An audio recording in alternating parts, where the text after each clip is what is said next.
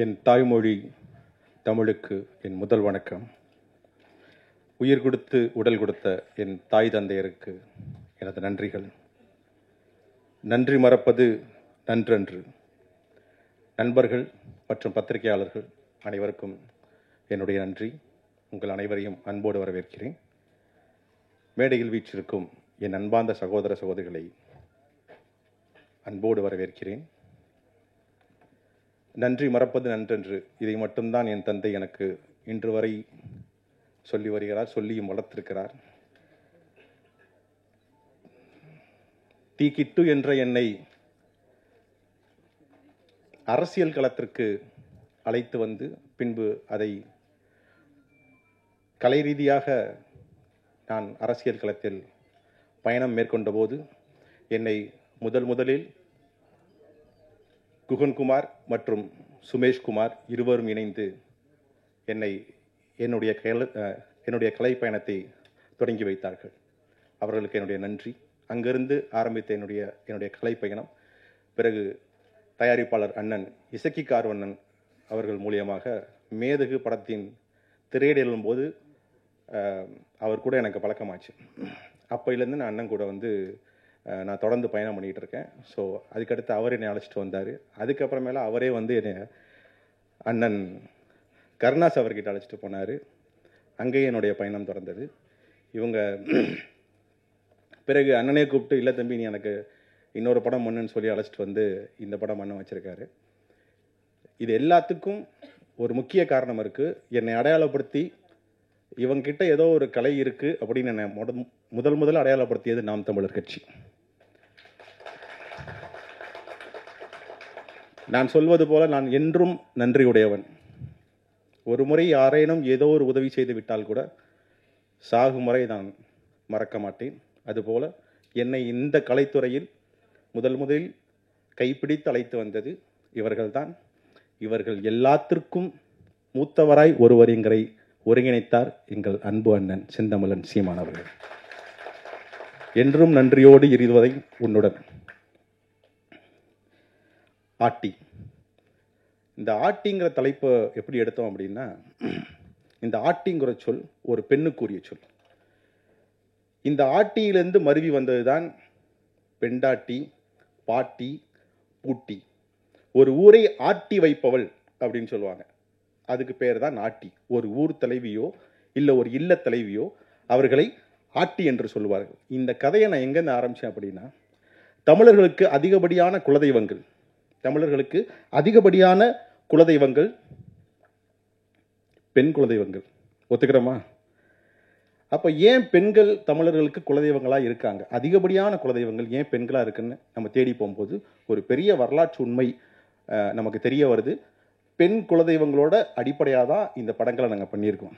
அந்த நம்பிக்கையில் தான் இன்ன வரைக்கும் எங்களுடைய குலதெய்வங்கள் என்னை கைவிடவே இல்லை. உதாரணமாக இந்த ஆட்டி படம் ஆரம்பித்ததுலேருந்தே நான் எங்கள் கோயிலுக்கு அடிக்கடி போயிட்டு வரேன். நான் குலதெய்வ வழிபாட்டில் ரொம்ப ஈடுபாடோடு உள்ளவன்.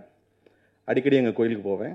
எங்கள் சாமி பேர் அடைக்கலங்காத்தார். அங்கே இருக்கிறது பார்த்திங்கன்னா கிட்டத்தட்ட ஒரு 5-6 சாமி காத்தாயி, பேச்சியம்மானு ஏகப்பட்ட சாமி இருக்கும், மங்கம்மானு ஏகப்பட்ட சாமிகள் இருக்கும், பெண் தெய்வங்கள் இருக்கும். முதல்ல பெண் தெய்வங்களை வழிபட்டுட்டு தான் அப்புறம் ஆண் தெய்வங்களுக்கு போவோம் நாங்கள். இது எங்களோட வழிபாட்டு முறை.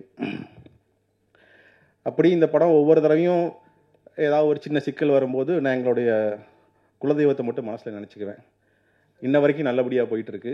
என்னுடைய குலதெய்வங்கள், என்னுடைய பெண் குலதெய்வங்கள் என்னை காப்பாற்றி இது வரைக்கும் கூட்டிகிட்டு வந்துட்டுருக்காங்க. இப்போ கூட இந்த ப்ரமோஷன் இவ்வளோ தூரம் வந்துட்டோம், இந்த ப்ரமோஷனுக்கு என்ன பண்ணலான்னு ரொம்ப வேண்டிக்கிட்டே இருந்தேன். ஐயா இந்த ப்ரமோஷனுக்கு யாராவது வரணுன்ற போது முதல்ல அண்ணனுக்கு தான் அழைச்சி பேசினேன். அண்ணன் கொஞ்சம் வேலையாக இருந்தாங்க. அதுக்கப்புறம் திரும்ப நான் எங்கள் தெய்வத்துக்கிட்ட வேண்டினேன். அப்புறம் தெய்வம் சின்ன சின்ன கருப்பு சாமியாக கண்ணில் காட்டுச்சு. உங்களெல்லாம் கூப்பிடு அம்மா எனக்கு பெரிய கருப்பு வேணுமான்னேன். நீ போடா, அவங்க அருவாளோட அங்கே தான் சுற்றிட்டு இருக்கான், வருவான்டா போடான்னுச்சு. என்னம்மா சொல்கிறீங்க அப்படின்னு. ஆமாடா 2 வாரத்துக்கு முன்னாடி கூட பார்த்தேன், ஏதோ மலையில் ஏறி உரிமையெல்லாம் வாங்கி கொடுத்துருக்கான்டா, நேராக நீ போடா, அவன் இப்போ மரத்தை காப்பாற்ற சென்னையில் தான்டா அருவாளோட சுற்றிட்டு இருக்கான், நீ போடான்னுச்சு.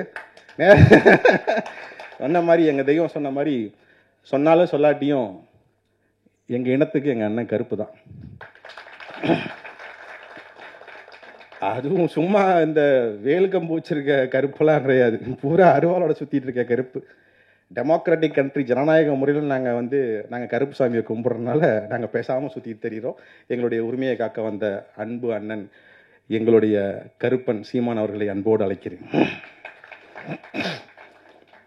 தற்போது இந்த படத்தில் பணியாற்றிய நேரம் ரொம்ப குறைவாக இருக்குது, அண்ணா வேறு பேசணும், அதனால் இந்த படத்தில் பணியாற்றிய எல்லா டெக்னீஷியன்ஸையும் கூப்பிட்றேன். எல்லாம் ஒரு நிமிஷம் மட்டும் நீங்கள் பேசிடுங்க. முதலில் இந்த படத்தோட ரொம்ப முக்கியமான விஷயம் என்னென்னா, எல்லாம் ஸ்க்ரீன் பிளேலாம் எழுதிட்டு ஃபஸ்ட்டு ஸ்டோரி எழுதிட்டு அதுக்கப்புறம் ஸ்க்ரீன் பிளே எழுதிட்டு அதுக்கப்புறம் கேஸ்டிங், இதெல்லாம் பண்ணிட்டு தான் நம்ம ஷூட்டிங் போவோம். இது ரிவர்ஸில் நடந்துச்சு. ஸ்டோரி எழுதியாச்சு, நாங்கள் ஒன்று எழுதியாச்சு, ஷூட்டிங்லாம் முடித்து எடிட் பண்ணிட்டோம். படத்தை எடிட் பண்ணி பக்காவாக ரெடி பண்ணி வச்சுட்டு படத்தை போட்டு காமிக்கிறோம். படத்தில் ஏதோ ஒன்று மிஸ் ஆகுது. என்னடா என்ன மிஸ் ஆகுதுன்னு சொல்லிட்டு, சரி நமக்கு தெரிஞ்ச தமிழ் இண்டஸ்ட்ரியில் ஒரு ஸ்க்ரீன் பிளே ஜாம்பவானவங்க யாருக்குமே தெரியாது. அவர் இன்ன வரைக்கும் அண்ணனை வெளியில் யாருமே சொல்லலை. மிகப்பெரிய ஸ்க்ரீன் பிளே ஜாம்பவான் எங்கள் அண்ணன். இன்டர்நேஷ்னல் மூவிஸ் தான் ஃபுல்லாக பார்ப்பார். அந்த இங்கிலீஷ் படம் நம்மளுக்கு ஒன்றுமே தெரியாது. அந்த இங்கிலீஷ் படம் பார்த்தியா, எந்த இங்கிலீஷ் படம் பார்த்தியா, ஃபுல்லாக இன்டர்நேஷ்னல் மூவிஸ்லாம் கையில் டிப்பில் வச்சுருப்பார். ஸ்க்ரீன் பிளே ஜாம்பவான் அடுத்து எங்கள் அண்ணன் தான். படத்தை கொண்டு போய் போட்டு காட்டினோம். என்னடா தம்பி அப்படின்னாரு. ஆனால் இல்லைண்ணே, எனக்கு ஏதோ ஒன்று மிஸ் ஆகுதுன்னா, எடிட்டருக்கும் எனக்கு தூக்கம் வரல. முதல் நாள் படத்தை ஃபுல்லாக பார்த்துட்டு ஏதோ ஒன்று தப்பாக இருக்குண்ணே. போய் காட்டினோம், உட்காந்து படத்தை பார்த்தாரு. படத்தை ஃபுல்லாக பார்த்துட்டு உள்ளே கூப்பிட்டார். ஜாம்பவான் யாருன்னு சொல்கிறேன், ஸ்க்ரீன் பிளே ஜாம்பவான். உள்ளே கூப்பிட்டார். என்னண்ணே ஒரு மாதிரியே இருக்குண்ணே. ஒன்றும் இல்லைடா, ஃபஸ்ட் ஹாஃபில் இருக்க வேண்டிய செகண்ட் ஹாஃபில் இருக்குது, செகண்ட் ஹாஃப் இருக்க ஃபஸ்ட் ஹாஃபில் இருக்கிறாங்க. மாற்றினாரு பாருங்க ஸ்க்ரீன் பிளேவை. நான் மிரண்டேன். என்னென்ன இப்படி பண்ணிட்டீங்க, என்ன ஆமாம் நான் இப்படி சொன்னால் நல்லா இருக்குன்னு சொல்லிட்டு பயங்கரமாக அந்த ஸ்க்ரீன் பிளே பேட்டர்னே மொத்தமாக மாற்றி, இப்போ நீங்கள் படத்தை பார்த்தீங்கன்னா கடைசி ஒரு அரை மணி நேரம் பரபரன்னு தீயாக இருக்கும். அப்படி ஒரு ஸ்க்ரீன் பிளேவை பண்ண கிட்டத்தட்ட நான் ஒரு 10 வருஷமாக இந்த தமிழ் தேசிய காலத்தில் பயணிக்கிறோம். மிகப்பெரிய ஸ்க்ரீன் பிளே ஜாம்பவானாக வரப்போகிற எங்கள் அண்ணன் திருமுருகன் அவர்களை அன்போடு மேடை கிடைக்கிறேன்.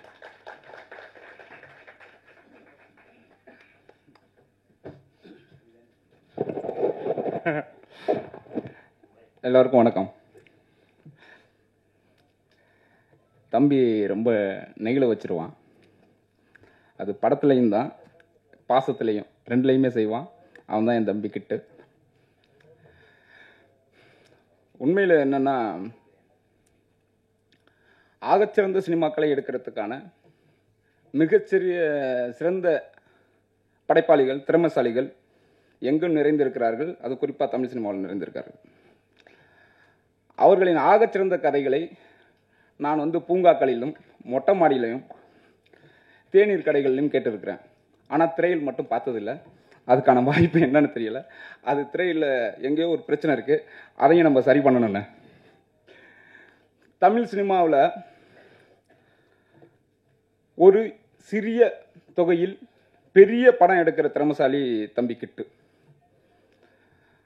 அவன் மேதகுன்னு ஒரு ஆகச்சிறந்த படம் எடுத்தான் தலைவரை பற்றி. அந்த படத்துக்கு முன்னாடி அதை ஒரு குறும்படமாக எடுக்கும் பொழுது என்கிட்ட வந்தான். அண்ணன் இது மாதிரி ஒரு இது பண்ணணும், ரைஸ் ஆப் கரிகாலன்னு நீங்கள் நடிக்கணும்னு. அப்போ அதில் நான் நடித்து கொடுத்தேன். கஜா புயல் காலகட்டத்தில் நாங்கள் களத்தில் நின்று போராடும்போது தான் தம்பி வந்தான். ஆவண படமாக ஒன்றெல்லாம் எடுத்து காட்சிப்படுத்தி மக்கள்கிட்ட கொண்டு போய் சேர்த்தோம். அதன் மூலம் ஒரு ஒப்பற்ற கலைஞன். அப்போ மேதகு எடுத்ததுக்கப்புறம் அவன் பெரிய டைரக்டர், பெரிய பணம், பெரிய செல்வம், அதுக்கு மாதிரி ஒரு நல்ல படைப்புகள் கொடுப்பான் அப்படின்னு தான் நான் நம்பினேன். ஆனால் எல்லா நல்ல கலைஞருக்கும் நடக்கிறது மாதிரியே கிட்டுவுக்கும் அவன் அதுக்கப்புறம் சல்லியர்கள்னு ஒரு படம் பண்ணியிருக்கான். அதில் நான் நடிச்சிருக்கிறேன். ஆகச்சிறந்த படம் அது. அந்த படம் அடுத்த மாதம், அதுக்கு அடுத்த மாதம் வரும்னு நினைக்கிறேன். அதுக்கு இடையில் இந்த ஆட்டி படத்தை இசக்கி காருணன் அவர் கொடுத்துருக்காரு. இதுக்கு இடையில் திடீர்னு தம்பியை காண எங்கடா போயிட்டான் அப்படின்னு பார்த்தா துபாய்க்கு போயிட்டான். ஏன்டா அப்படின்னா, அண்ணன் குடும்பம் நடத்தணும்னா, பொழப்பு பார்க்கணும்னா, அதனால சம்பாதிக்க போயிட்டான்ட்டான். இந்த மாதிரி கலைஞர்களை, நம்ம தயாரிப்பாளர்களும் தமிழ் சினிமா உலகமும் ஆகச்சிறந்த படைப்பாளிகளை நீங்கள் அலைய விடுறீங்க. அதில் நானும் ஒருத்தன் தான். வெற்றிமாறன் சார் இந்த படத்தை பற்றி சொல்லியிருந்தாங்க.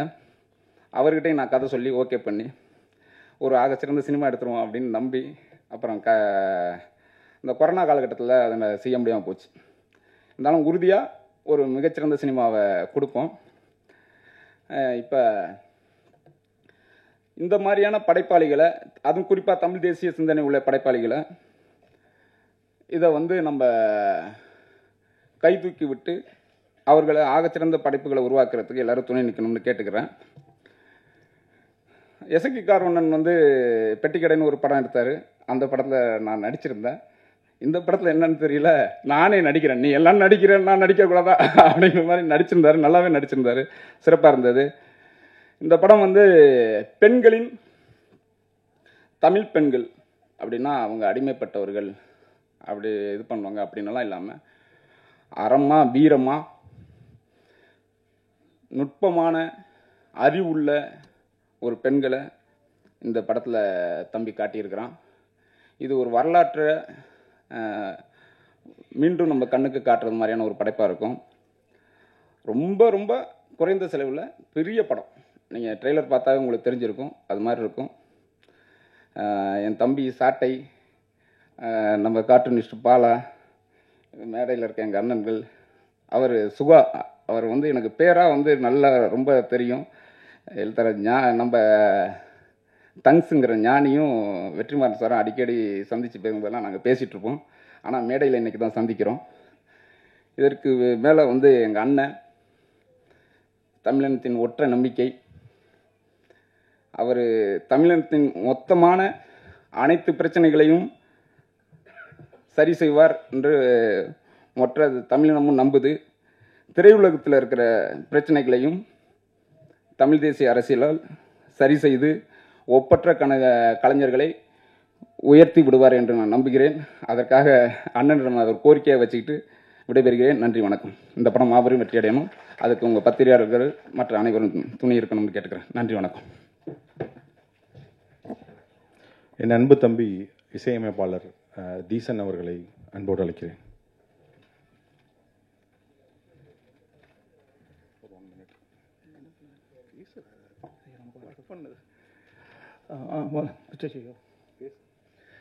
அனைவருக்கும் அன்பும் நன்றியும்.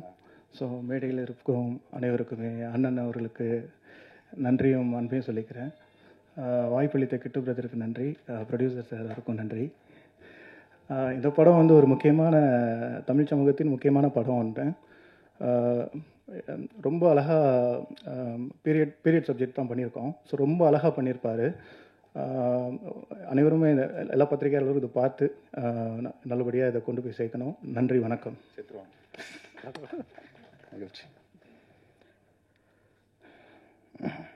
அடுத்தபடியாக ஸ்டண்ட் மாஸ்டர் அண்ணன் சுரேஷ் அவர்கள் அழைக்கிறேன்.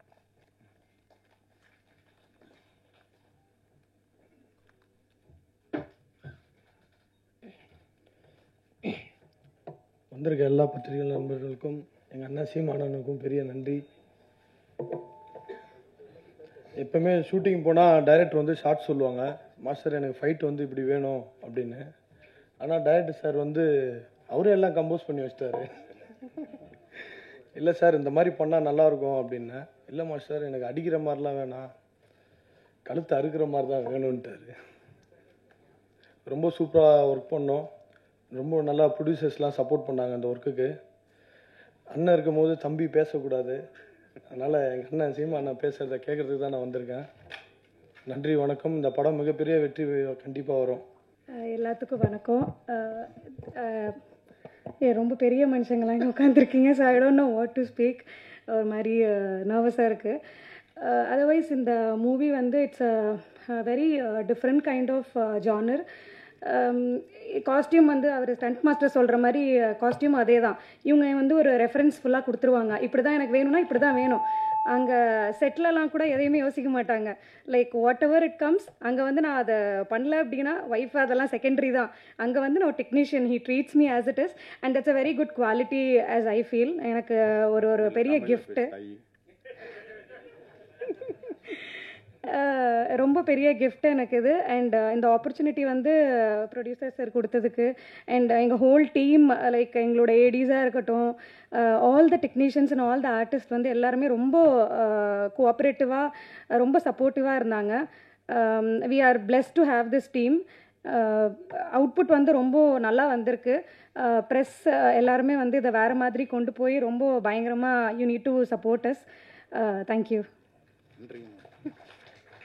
இல்லை ஒன்றும் இல்லை, அவங்களோட ஆங்கிலத்துக்கு காரணம் என்னென்னா அவங்க தொடர்ந்து வந்து வெளிநாட்டு குழந்தைகளுக்கெல்லாம் வந்து ஓவிய பயிற்சி எடுக்கிறாங்க. லண்டன், ஆஸ்திரேலியா அங்கே இருக்க குழந்தைங்களுக்குலாம் வந்து ஆன்லைன் மூலியமாக ஓவிய பயிற்சி எடுக்கிறாங்க. தொடர்ந்து ஒரு நாளைக்கு 10 மணி நேரம் ஆங்கிலத்தில் மட்டுமே பேசுவாங்க. அதனால் அவங்களால சரியாக இது பண்ண முடியல. மகிழ்ச்சி, மிக்க நன்றி. அடுத்தபடியாக படத்தின் டிஐடி பார்த்தி வாங்க, சீக்கிரம் வாங்க, டைம் இல்லை வாங்க. மற்றபடி என்னுடைய துணை இயக்குனர் எல்லாரும் மேலே வாங்க. யுவராஜ், செல்வா மேலே வாங்க, சீக்கிரம் வாங்க, சீக்கிரம் டைம் ஆச்சு. கமான் வாப்பா, மேலே வாப்பா, சீக்கிரம் வாங்க. ஆமாம், இவங்க எல்லாருமே என்னுடைய துணை இயக்குனர்கள். இவங்க தான் என்னுடைய மிகப்பெரிய பலம், என்னுடைய பலவீனம் எல்லாமே இவங்க தான். அது நான் ரொம்ப ஷார்ட்டாக சொல்லிடுறேன். நேரம் இல்லை, அண்ணன் பேசணும். இந்த பையன் ஷூட்டிங் ஸ்பாட்டுக்கு வரும்போது எல்லாத்தையும் மறந்துடுவான். நான் சொல்லிடுறேன், இவன் எங்கே இருப்பானே தெரியாது ஷூட்டிங் ஸ்பாட்டில். இவன் கையில் வந்து அக்கௌண்ட்ஸ் புக்கோட சுற்றிட்டு இருப்பான், நேசமணி. இவன் பேர் அசோக். வேலு இங்கே வா. இப்போ ஒளிரான் பார்த்தீங்களா, நான் மைக்கில் கத்துவேன் வேலுன்னா எங்கேயாவது ஒளிஞ்சிருவான் உள்ள, வெளிலே வர மாட்டான். இவனை தேடுறதுக்கு நாங்கள் ஒரு ஆளாக அனுப்பணும். வாங்க செல்வா. இந்த தம்பி வந்து நம்ம படத்தில் ஒரு முக்கியமான கேரக்டர் பண்ணியிருக்கான், ஒரு போலீஸ் கேரக்டர் பண்ணியிருக்கான். செல்வா. கணேஷ். இவன் வந்து ஸ்பாட்லேயே தான் இருப்பான், ஆனால் என்ன வேலை பண்ணுவான்னு யாருக்கும் தெரியாது. என் பக்கத்துலேயே தான் இருப்பான். ரஞ்சித். இவன் வந்து ஒரு பெரிய ட்ரோன் பைலட். நீங்கள் எந்த விஷயம் சொன்னாலும் அது இமீடியட்டாக செஞ்சு கொடுத்துருவான். நான் இப்போ சொன்னது எல்லாமே இவங்களோட அந்த ஒரு ஜாலியான கேரக்டர். ஆனால் காலையில் 6 மணிக்கு எந்திரிச்சானுங்கன்னா நைட்டு ஒரு 11 o'clock வரைக்கும் வந்து ஒரு 11 மணி வரைக்கும் என் கூட தான் இருப்பாங்க. நல்லபடியாக ஒர்க் பண்ணுவாங்க, நல்ல பசங்க. இந்த பசங்களை வச்சு தான் இந்த படத்தை வந்து எடுத்து முடிச்சிருக்கேன். ரொம்ப நன்றி தம்பி, ரொம்ப நன்றி எல்லாத்துக்கும். மகிழ்ச்சி.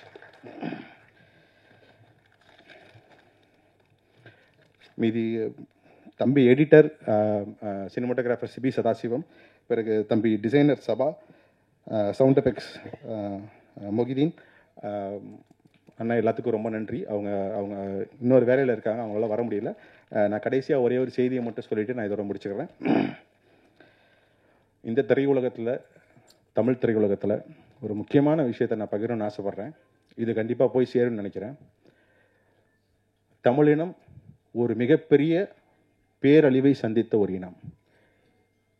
இயற்கையால் மட்டுமல்ல, இன்னொரு இனத்தால் மிகப்பெரிய பேரழிவை கண்முன்னே சந்தித்த ஒரு இனம். அந்த அந்த அந்த தலைமுறையில் நான் இருக்கேன். நான் நேரில் பார்த்தேன், என்னோட இனம் அழிந்ததை நான் நேரில் பார்த்தேன். மற்ற சினிமாக்களை தாண்டி ஒரு இனம் அழியுது அப்படின்னா அந்த இனத்தில் இருக்கவன் என்ன பண்ணுறான் அப்படின்னா, என்னுடைய இனத்தை அழித்தது யார் அப்படின்னு பல புத்தகங்கள் எழுதுகிறான், சான்றுகள் வச்சுட்டு போகிறான். இதையும் தாண்டி அடுத்த தலைமுறைக்கு தேவைப்படக்கூடிய இந்த டிஜிட்டல் மீடியா, இந்த படங்கள், திரைப்படங்கள், அவனுடைய வரலாறு, அவனை அழித்தது யார் அப்படின்னு ரொம்ப தெளிவாக எடுத்து வச்சுட்டு போகிறான். உதாரணம் சொல்கிறேன், நீங்கள் நெட்ஃப்ளிக்ஸ் போங்க, இன்றைக்கே போங்க, ஜூஸ், JEWS, யூத மக்கள், ஜூஸ்ன்னு மட்டும் டைப் பண்ணுங்கள், வேறு எதுவும் வேண்டாம். மூவிஸ் அபவுட் ஜூஸ் அப்படிலாம் நீங்கள் டைப் பண்ண வேண்டாம். வெறும் நீங்கள் ஜூஸ்ன்னு டைப் பண்ணிங்கன்னா அமேசானாக இருக்கட்டும், நெட்ஃப்ளிக்ஸாக இருக்கட்டும், 100க்கும் மேற்பட்ட படங்கள் இருக்கும். அவனோட இன அழிவை அவன் பதிவு பண்ணி வச்சுட்டு போயிருக்கான். வருகின்ற தலைமுறை அதை நிறைய படங்கள் இருக்குங்க. என்னுடைய வரலாறை கூட நீங்கள் அங்கே போய் தேடி பாருங்கள். நெட்ஃப்ளிக்ஸில் போய் ஒன்றுமே வேண்டாம், தமிழன் ஹிஸ்ட்ரின்னு அடிங்க, தமிழர் வரலாறுன்னு அடிங்க. அமேசானில் போய் தமிழர் வரலாறுன்னு அடிங்க. ஜூஸ்ன்னு அடிக்கிற இடத்துல, யூதன் அடிக்கிற இடத்துல 100 படங்கள், டாக்குமெண்ட்ரிஸ் வருது.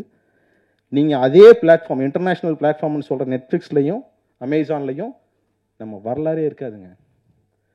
நம்ம வரலாறு எப்படி தெரியுமா இருக்கும்? எவனோ ஒருத்தர், நம்ம வரலாறே தெரியாதவன் ஒருத்தர் நம்ம வரலாறு எடுத்து வச்சு தான் அவங்க வரலாறுன்னுவான். அப்புறம் எப்படி நம்ம தமிழன் வரலாறுன்னு கேட்டால் அமேசானும் நெட்ஃப்ளிக்ஸும் காமிக்கும். தமிழ் சினிமாவின் தயாரிப்பாளர்கள் இதை கவனத்தில் கொள்ளணும். நம்மளுடைய வரலாற்றுகளை படமாக எடுக்கிறதுக்கு முன்வரணும். இன்னும் ஒரு 10-15 ஆண்டுகளில் நம்மளுடைய வழிகளையும் வரலாறையும் அதிகமாக இன்டர்நேஷ்னல் ஸ்டாண்டர்ட்ஸில், நெட்ஃப்ளிக்ஸில், அமேசான் போன்ற தளங்களில் நம்ம எல்லாரும் பார்க்கணும். அதுதான் என்னுடைய கனவு. இதை தாண்டி கமர்ஷியல் சினிமாக்குள்ளே போன சம்பாதிக்கணுன்ற எண்ணங்கள்லாம் துளி கூட கிடையாது. மிக்க நன்றி. எல்லாருக்கும் வணக்கம். First of all thank you Seeman sir for coming. ஒவ்வொரு படத்துலேயும் உங்களோட சப்போர்ட் எப்போவுமே இருக்குது சினிமாவில். So thank you so much sir. And I want to thank producer sir and director sir. Thank you so much for this beautiful character. ஏன்னா அந்த கேரக்டர் பயங்கர ஸ்ட்ராங்கான ஒரு கேரக்டர் அண்ட் எனக்கு ரொம்ப பிடிச்ச ஒரு கேரக்டர். ஸோ இந்த மாதிரி டிஃப்ரெண்ட்டான ஒரு லுக்கில், டிஃப்ரெண்ட்டான ஒரு ஜேர்னரில், ஒரு ஹிஸ்டாரிக்கல் மூவியில் பண்ணுறதே ஒரு பெருமையான விஷயமாக நான் பார்க்குறேன். அண்ட் கிட்டு சார் வந்து பயங்கர டேலண்டடான ஒரு பர்சன் அண்ட் ரொம்ப டேலண்டான ஒரு டேரக்டரும் கூட. அவர்கிட்ட நான் நிறைய கற்றுக்கிட்டேன் அண்ட் இன்னும் நிறைய கற்றுக்கணும்னு ஆசைப்பட்றேன் sir. And thank you so much ma'am. Thank you. அவங்களோட சப்போர்ட் காஸ்டியூம் சைட்லேருந்து இருக்கட்டும் சரி, அவங்க காஸ்டியூம் மட்டும் பார்க்குறது இல்லை, அசிஸ்டன்ட் டேரக்டரும் சரி, கேமரா சைட்லேயும் சரி, எல்லா ஒர்க்குமே அவங்க பண்ணுவாங்க. ஸோ இந்த படத்தில் எல்லாரோட உழைப்பும் 100% இருக்குது. இது கண்டிப்பாக பேர் சொல்கிற ஒரு படமாக இருக்கும். ஸோ ப்ரெஸ் மீடியா உங்களோட சப்போர்ட் எப்போவுமே எங்களுக்கு வேண்டும். சப்போர்ட் பண்ணுங்கள். Thank you so much. கடவுளுக்கு ரொம்ப நன்றி, என் பேரண்ட்ஸ்க்கு ரொம்ப நன்றி. தேங்க்யூ. காற்றில்லா தேசத்திலும் காதல் வளரும், காற்றோடு கலந்து வரும் நினைவுச் சாரலில் மரணம் வரை காதல் அழியாது. தமிழ் சினிமாவில் எப்போதும் நம்மை மறக்க முடியாது செய்த காதல் படத்தில் நடித்து இணை துணை நடிகராகி இயக்குனராகி நம் முன்னே நிற்கும் காதல் சுகுமார் அவர்களை இப்போது பேச அழைக்கிறோம். அனைவருக்கும் இனிய மாலை வணக்கம். மிக மகிழ்ச்சியான தருணம் இது. இயக்குனர் கிட்டு சார் அவர்களுடைய இந்த ஆர்டி படத்துடைய காணொளியை தமிழர்களின் கோமான் எங்கள் அண்ணன் சீமான் அவர்கள் வெளியிடுவது தான் மிகச்சிறந்த நிகழ்வாக இருக்கும். அந்த விழா மேடையில் எனக்கு ஒரு வாய்ப்பு கிடைச்சதுக்காக அந்த பிரபஞ்சத்துக்கு நான் நன்றி சொல்லிக்கிறேன்.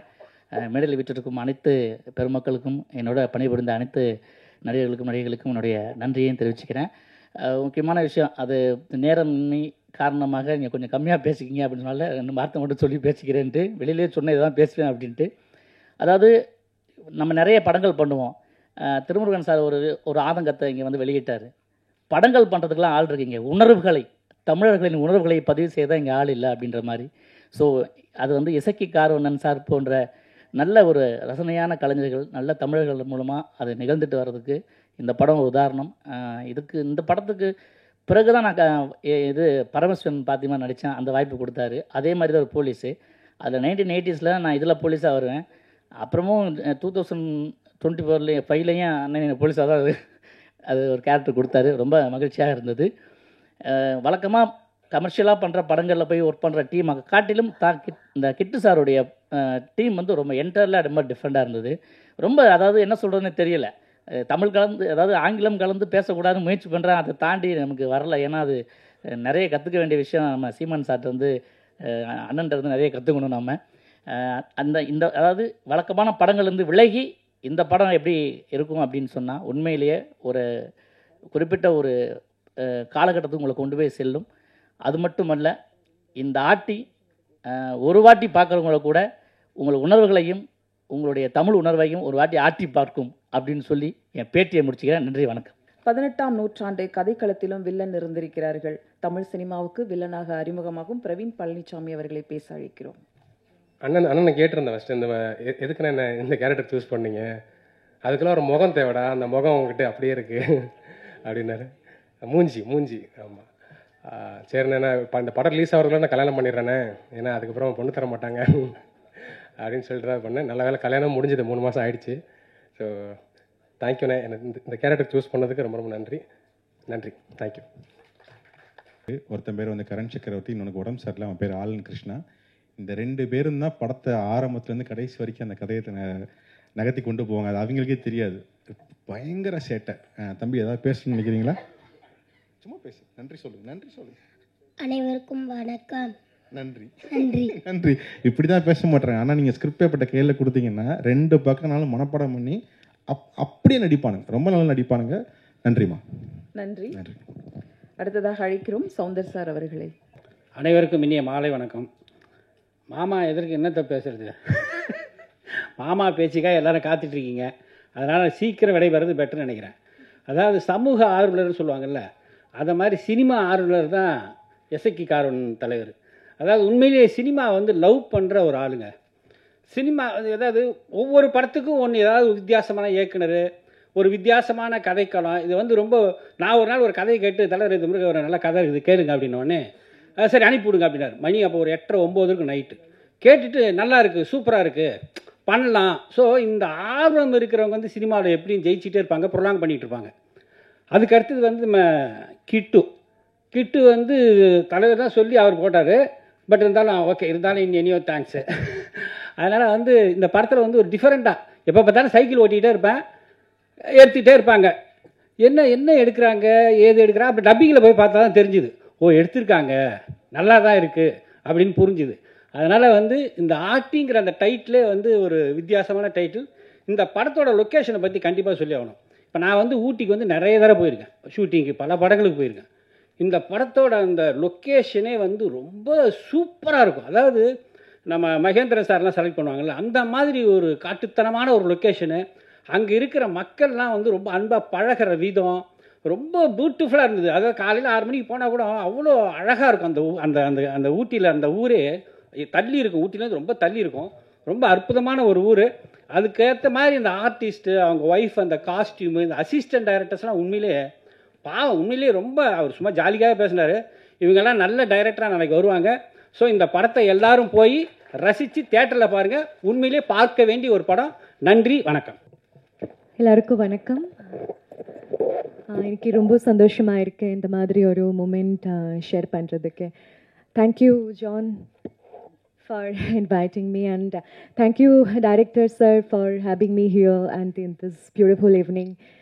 And இப்போதான் ட்ரெய்லர் பார்த்தேன், ரொம்ப நல்லா இருக்கு. It looks interesting and இந்த மாதிரி கதைகள் கண்டிப்பாக பார்க்கணும். அண்ட் தியேட்டரில் போய் பாருங்கள் எல்லாரும். அண்ட் இந்த மாதிரி படம் சப்போர்ட் பண்ணுங்க அண்ட் கண்டிப்பாக மிஸ் பண்ணாதீங்க. And once again my best wishes to the director sir. Where is director sir? Okay. And producer sir, Isiki sir, and the entire cast and crew of this Atti movie. And my best wishes. Thank you so much. Nandri.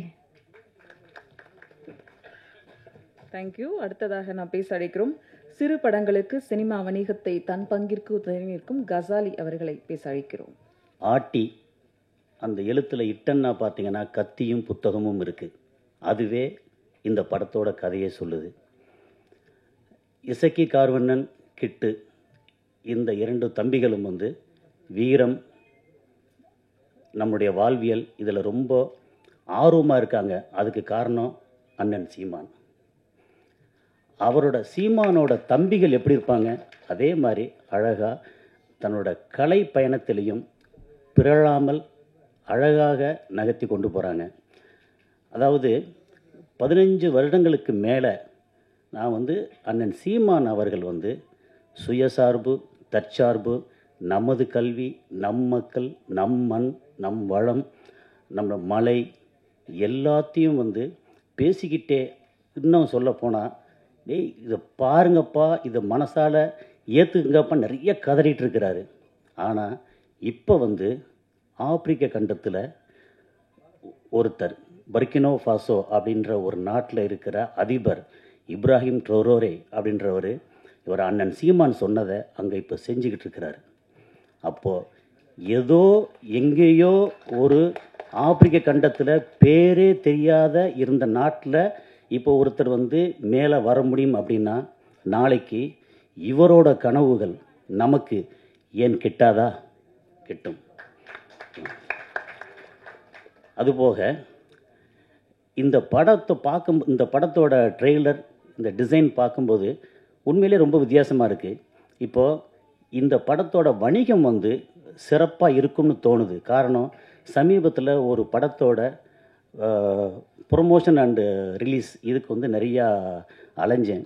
அப்போ வந்து எல்லா தியேட்டருமே வந்து வித்தியாசமான நல்ல படங்களை வரவேற்க தயாராக இருக்காங்க. மக்கள்கிட்ட பேசும்போது, ஆப்ரேட்டர்கிட்ட பேசும்போது, தியேட்டர் மேனேஜர்கிட்ட பேசும்போது அவங்க எல்லாத்துக்கும் நீங்கள் வந்து மக்கள் விரும்புகிற படத்தை கொடுங்க, நாங்கள் உங்களுக்கு ஆதரவு தர்றோம் அப்படின்னு சொல்கிறாங்க.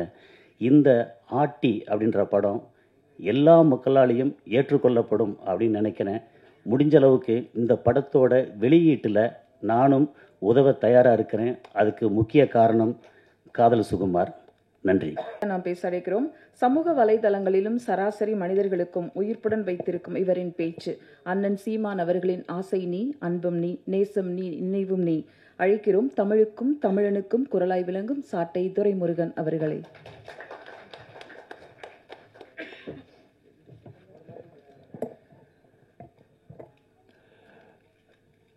அண்ணன் உள்ளிட்ட அனைவருக்கும் அன்பு வணக்கம். அண்ணன் இசக்கி கார்வன் அவருடைய தயாரிப்பில் என்னுடைய சகோதரன் கிட்டவர்களுடைய இயக்கத்தில் வெளிவருகிற ஆட்டி திரைப்படம் வெல்ல என்னுடைய வாழ்த்துக்கள். கிட்டவர்கள் சொன்னது போல தமிழ் வரலாறு, தமிழ் இனத்தினுடைய வரலாறு சரியாக பதிவு செய்யப்படலை. ஆனால் தமிழ் இனத்திற்கு எதிரான வரலாறு திட்டமிட்டு பதிவு செய்யப்படுகிறது. தொடர்ச்சியாக கடந்த ஓராண்டில் மட்டும் ஒரு 3 படங்கள். முதலில் ஃபேமிலி மேன் என்ற ஒரு வெப் சீரிஸ் வந்தது. எவனோ ஒருத்தன் இந்த இனத்துக்கும் மொழிக்கும் பண்பாட்டுக்கும் கலாச்சாரத்துக்கும் சம்பந்தமே இல்லாத ஒருத்தன் நம்மளை பற்றி படம் எடுக்கிறான். இந்தியா முழுக்க அதை விநியோகம் பண்ணுறான், பெரிய வசூல் நடத்துகிறான். திருப்பி ஜாட் அப்படின்னு ஒரு திரைப்படம், இந்த இனத்திற்கும் மொழிக்கும் பண்பாட்டுக்கும் கலாச்சாரத்துக்கும் சம்பந்தமே இல்லாத ஒருத்தன் நம்மளை பற்றி படம் எடுக்கிறான், பெரிய வணிகம் பண்ணுறான். இப்போ சமீபத்தில் கிங்டம் அப்படின்னு ஒரு படம், இந்த இனத்துக்கும் மொழிக்கும் சம்பந்தம் இல்லாத ஒருத்தன் அதை படமாக எடுத்து தமிழர்கள் என்றால் ரவுடிகள் பொறுக்கிகள் என்று காட்டி, அதுவும் குறிப்பாக ஈழத்தமிழர்களை, ஒரு அழிவின் விளிம்பில் இருக்கக்கூடிய தமிழர்களை பயங்கரவாதிகளாக சித்தரித்து, ரவுடிகளாக சித்தரித்து ஒரு படத்தை எடுக்கிறான். ஆனால் அந்த படத்தை எங்கே வேணாலும் நீ ஓட விடலாம், எங்கள் கோட்டைக்குள்ள உன் படம் ஓடாது என்று சொல்லி அந்த படத்தை ஓட வெற்றிய தலைவன் தான் எங்களுடைய அண்ணன் செந்தமிழன் சீமான். அப்போ எந்த படம் ஓடணும் எந்த படம் ஓடக்கூடாதுன்னு தீர்மானிக்கிற இடத்துல இன்றைக்கு தமிழ் தேசிய அரசியல் வந்திருக்கிறது. நான் ஏற்கனவே இதே அரங்கில் சொன்னேன், ஒரு காலத்தில் 1950 70 காலகட்டம் வரைக்கும் அண்ணாவின் தம்பிகள் திரையை ஆண்டார்கள். இன்றைக்கு அண்ணனின் தம்பிகள் திரையுலகத்தை ஆளுகிறார்கள். அப்படி ஒரு அண்ணனின் தம்பியாகத்தான் சகோதரர் கிட்டு ஆகச்சிறந்த ஒரு படைப்பாளி. சின்ன சின்ன உணர்வுகளை சின்ன சின்ன தொகைகளில் எடுக்கக்கூடியவர். 150 கோடியில படம் எடுக்கிறாங்க, கதை இல்லை. பெரிய பெரிய நடிகர்கள் இயக்கக்கூடிய இயக்குநர்கள்ட்ட கதை இல்லை, ஆனால் பெரிய நடிகர்கள் கதை இல்லாத இயக்குநர்கள்ட்ட தான் நடிக்கிறாங்க. ஆனால் கதை இயக்கக்கூடிய இயக்குனர் பெரிய நடிகர்கள் வர்றதில்லை. அதான் இங்கே பிரச்சனையே. ஆகச்சிறந்த கதைகளை கிட்டு வச்சு கேட்டது 2018 காலகட்டத்தில் சாட்டை என்கிற வலையொலி தொடங்குவதற்கு ஒரு அடித்தளத்தை போட்டு கொடுத்தவர் கிட்டு தான். நான் நக்கல் நையாண்டியாக பேசுவேன் மேடைகளில். ஐயா வைகோ போல் பேசுவேன், கலைஞர் ஐயா போல் பேசுவேன், கமலஹாசன் போல் பேசுவேன், மிமிக்ரி பண்ணுவேன். அது இயல்புடைய சின்ன வயசுலேருந்து பண்ணுறது. அப்போ மேடைகளில் நான் ஐயா வைகோ போல் பேசுகிறதா அண்ணன் கூட கண்டிப்பாங்க, டேய் யாரை வேணாலும் பேசு, அண்ணன் வைகோ திருமாவளவன் வேல்முருகனை பேசாத அன்னைக்கு சொன்னார். இன்னைக்கு வரைக்கும் அதை அவர் தான் சொல்லிட்டு தான் இருக்காரு. அவர் ஒரு தாய் அன்போடு எல்லோரையும் நேசிப்பார் இல்லையா, அதனால பேசக்கூடாதுன்றாங்க. நாங்கள் என்ன பண்ணோம், களவாணித்தனமாக எங்கள் அண்ணனுக்கு தெரியாமல் அண்ணன் எங்கே யூடியூப்பியாக பார்க்க போகிறாரு அப்படின்னு கிட்டு ஒரு நையப்புடைன்னு ஒரு சேனல் ஆரம்பிக்கிறாப்புல. அப்போ அவர் கூப்பிட்டு, அண்ணன் சேனல் சரியாக போக மாட்டேக்கு, நம்ம 2 பேரும் சேர்ந்து ஏதாவது பண்ணுவோம் அப்படின்னாப்புல. என்ன பண்ணுவோம், நான் இப்போ மெடிக்கல் நிறுவனம் ஆரம்பிச்சிருக்கிறேன், நடத்திக்கிட்டு இருக்கிறேன். இரவு 6 மணிக்கு மேலே பெரிய வேலை கிடையாது, நீங்கள் வாங்க அப்படின்னாரு. இப்போ வீட்டு பக்கத்தில் உறையூரில் அவருடைய சின்ன அறை, ஒரு 10க்கு 10 அறை தான். அதில் போயிட்டு 2 பேரும் டிஸ்கஸ் பண்ணி, நீங்கள் வைகோ மாதிரி நல்லா பேசுகிறீங்க, நம்ம ஸ்கிரிப்ட் எழுதி பண்ணுவோன்னு சொல்லி வைகோ மாதிரி ஒரு காமெடியாக ஒரு சட்டையர் பண்ணிடுவோம். கிரேக்க புயல் அப்படின்னு ஒரு தலைப்பு வச்சு முதல் காணொலி பார்த்துக்கோங்க. ஒரு சேனலில் ஒரு 2-3 காணொலி தான் வெளியிட்டிருக்காப்புல. முதல் காணொலி 2 பேரும் எடுத்து 2-3 நாள் தூங்காமல் கிடந்து வீட்டுக்கே போகாமல் இரவு முழுக்க ஒரு ஷூட் எடுத்து பெரிய திரைப்படம் இதுபோல் இருக்குது, டீசரு, அதுக்கு ப்ரொமோ அப்படிலாம் வெளியிட்டு எல்லாம் பண்ணி இன்று மாலை கிரேக்க புயல் வெளிவரும்னு போட்டோம். அது சமூக வலைதளங்களை பற்றி எரிஞ்சிக்கிட்டு இருக்கு. அந்த நேரம் பார்த்து வைகோ எங்களை பேச, வைகோக்கு எதிராக எங்கள் ஆளுக்கு அப்புறம் நிற்க அப்படிங்கும்போது ஒரு பெரிய இது இருக்கும்போது நாங்கள் இந்த விட மொத்த தமிழ் தேசிய மக்களும் கொண்டாடிக்கிட்டு இருக்கேன். ஃபோனை போட்டு உனக்கு என்ன வேலை பார்க்க சொன்னா நீ என்ன வேலை பார்த்துட்டு இருக்கீங்க, டேய் கொன்னே போடுவேன், எவன் அவன் எங்கடா இருக்கான் வர சொல்றான்டார். மதுரைக்கு போனா செந்தமிழ் பைந்தமிழ் அகநானூறு புறநாறு 18 பரிபாடல் எல்லாம் வருது எங்க அண்ணன் இருந்து. ஐயோ வம்படியா சிக்கிருக்கமே, ஜூல மாட்டின மாதிரி ஆகி போச்சு அப்படின்னு ஒழுங்கு மரியாதையாக அதை எடுத்துட்டு நான் செய்ய வேண்டிய சேலையை செய்யுங்கடா அப்படின்னாரு. முதல் காணொலியை நீக்கி வச்சிட்டாரு. முடிஞ்சா சோழி அப்படி தான் ஆரம்பித்தோம். அப்போ அவர் அதுக்கப்புறம் அப்புறம் வேற காணொலிகளை அண்ணனுக்கு இடைஞ்சல் வராத, அண்ணன் திட்டாத காணொலிகளாக போட ஆரம்பித்தோம். அப்புறம் பாராட்டினாங்க, வாழ்த்துனாங்க, தட்டி கொடுத்து கொண்டு போங்கடான்னாங்க. அப்போ அவர் கலைத்துறைக்குள்ள அவர் பயணப்பட்டார். அப்புறம் நான் அதை யூடியூப்பாக மாற்றலாம்னு சொல்லி சாட்டைங்கிற வலையொலி ஆரம்பித்தேன். சாட்டை என்கிற வலையொலி இன்னைக்கு வளர்ந்துருக்கு. நான் அறியப்பட்ட முகமாக மாறி இருக்கேன்னா எங்கள் அண்ணன் எந்த அளவுக்கு எனக்கு மிக முக்கியமான பங்காற்றணும். அதே போல் அதனுடைய அடித்தளத்தை போட்டு கொடுத்ததுல என்னுடைய சகோதரன் கிட்டுக்கு மிகப்பெரிய பண்புண்டு. நான் அதை ஏதாவது ஒரு தளத்தில் நன்றி சொல்லணும்னு கடமைப்பட்டிருந்தேன். நன்றி அன்பு சகோதரா. அவருடைய ஆர்வம் ரொம்ப இதாக இருக்கும், ரொம்ப கியூரியாசிட்டி இருப்பார், ரொம்ப எனர்ஜெட்டிக்காக இருப்பாப்புல. இரவு முழுக்க அந்த ஏஆர் ரஹ்மான் இரவுலாம் தூங்க மாட்டான்னு சொல்லுவாங்க, அது மாதிரி இரவு தூங்கவே மாட்டாப்புல. நம்ம ஒன்று எடுத்து வச்சிருந்தா இரவு எடிட் பண்ணி வேற ஒன்று வச்சிருப்பாப்புல. அதில் 2 பேருக்கும் சண்டெல்லாம் வந்திருக்கு. அது ஒரு 2-3 மாதத்துக்குள்ள சண்டெல்லாம் வந்திருக்கு. அந்த அளவுக்கு வந்து அந்த கருத்தை வந்து மெருகூட்டுவார். அப்படி ஒரு ஆகச்சிறந்த கலைஞன். அவன்கிட்ட வந்து உண்மையிலேயே ஒரு 50 கோடி ரூபாய் கொடுத்து ஒரு வரலாறை பதிவு செஞ்சு வந்தால் ஆகச்சிறந்த வரலாற்றை, தமிழ் இனத்தினுடைய வரலாற்றை பதிவு செஞ்சிருவான். அப்படிப்பட்ட ஒரு இயக்குனர். என்ன பெரிய தயாரிப்பாளர் சிக்கலை, இந்த தயாரிப்பாளர் பெரிய தயாரிப்பாளராக வந்து ஆகச்சிறந்த படைப்பெடுப்பாங்க. இன்னும் கொஞ்ச நாள் தான் அண்ணனுடைய காலம் பிறக்க இருக்கிறது. அந்த காலம் தமிழ் தேசிய காலம் பிறக்க இருக்கிறது. கிட்டு போன்ற படைப்பாளிகள் கொண்டாடப்படுகிற காலமும் பிறக்க இருக்கிறது. இந்த படம் ஆகச்சிறந்த படமாக வந்திருக்கிறது என்று கேள்விப்பட்டேன். இந்த படத்தை திரையரங்கில் பார்த்து ஒவ்வொரு தமிழர்களும் கொண்டாட வேண்டும். சகோதரன் சுகுமார் சொன்னது போல ஆட்டியை பலவாட்டி பார்த்து நாம் வெற்றி செய்ய வேண்டும். நன்றி, வணக்கம். அனைவருக்கும் வணக்கம். அணில்கள் சிரிக்கீங்க. அணில்கள் வாலாட்டிக்கிட்டு இருக்கும்போது புலி ஒன்று காத்துக்கிட்டு இருக்கு. அது அணிலை வேட்டையாடுறதுக்கு அதுக்கு புலிக்கு பழக்கம் கிடையாது. ஆனால் எல்லாரும் வந்து புலியோடைய கர்ஜனை கேட்கறதுக்காக காத்துக்கிட்டு இருக்கீங்க. நானும் காத்திருக்கேன். அனைவருக்கும் வணக்கம். கிட்டு தம்பி கிட்டு மிகச்சிறந்த இயக்குனர். அவனுடைய அதாவது எவ்வளோ எளிமையாக ஒரு 2 நிமிடத்துக்குள்ளே 1 நிமிடத்துக்குள்ளே ஒரு மிக பெரிய செய்தியை வந்து எளிமையாக சொல்கிற வித்தை இருக்குல்ல, அது வந்து எல்லாருக்கும் வாய்த்தது கிடையாது. கிட்டுக்கு வந்து அந்த திறமை இருக்குது.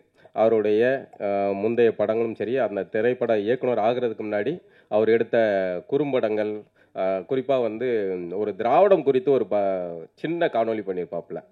அந்த திராவிடத்தை பற்றி நாங்கள்லாம் பல கட்டுரைகள்லாம் எழுதியிருக்கோம். யார் தமிழர் அப்படின்லாம் இவங்க இப்போ கேட்டுக்கிட்டு இருக்காங்கல்ல, அதெல்லாம் வந்து ரொம்ப எளிமையாக அந்த காணொளி முடியும் போது யார் தமிழர் அப்படிங்கிறத வந்து சொல்லியிருப்பார். யார் தமிழர் யார் திராவிடர் அப்படிங்கிறதெல்லாம் சொல்லியிருப்பார்.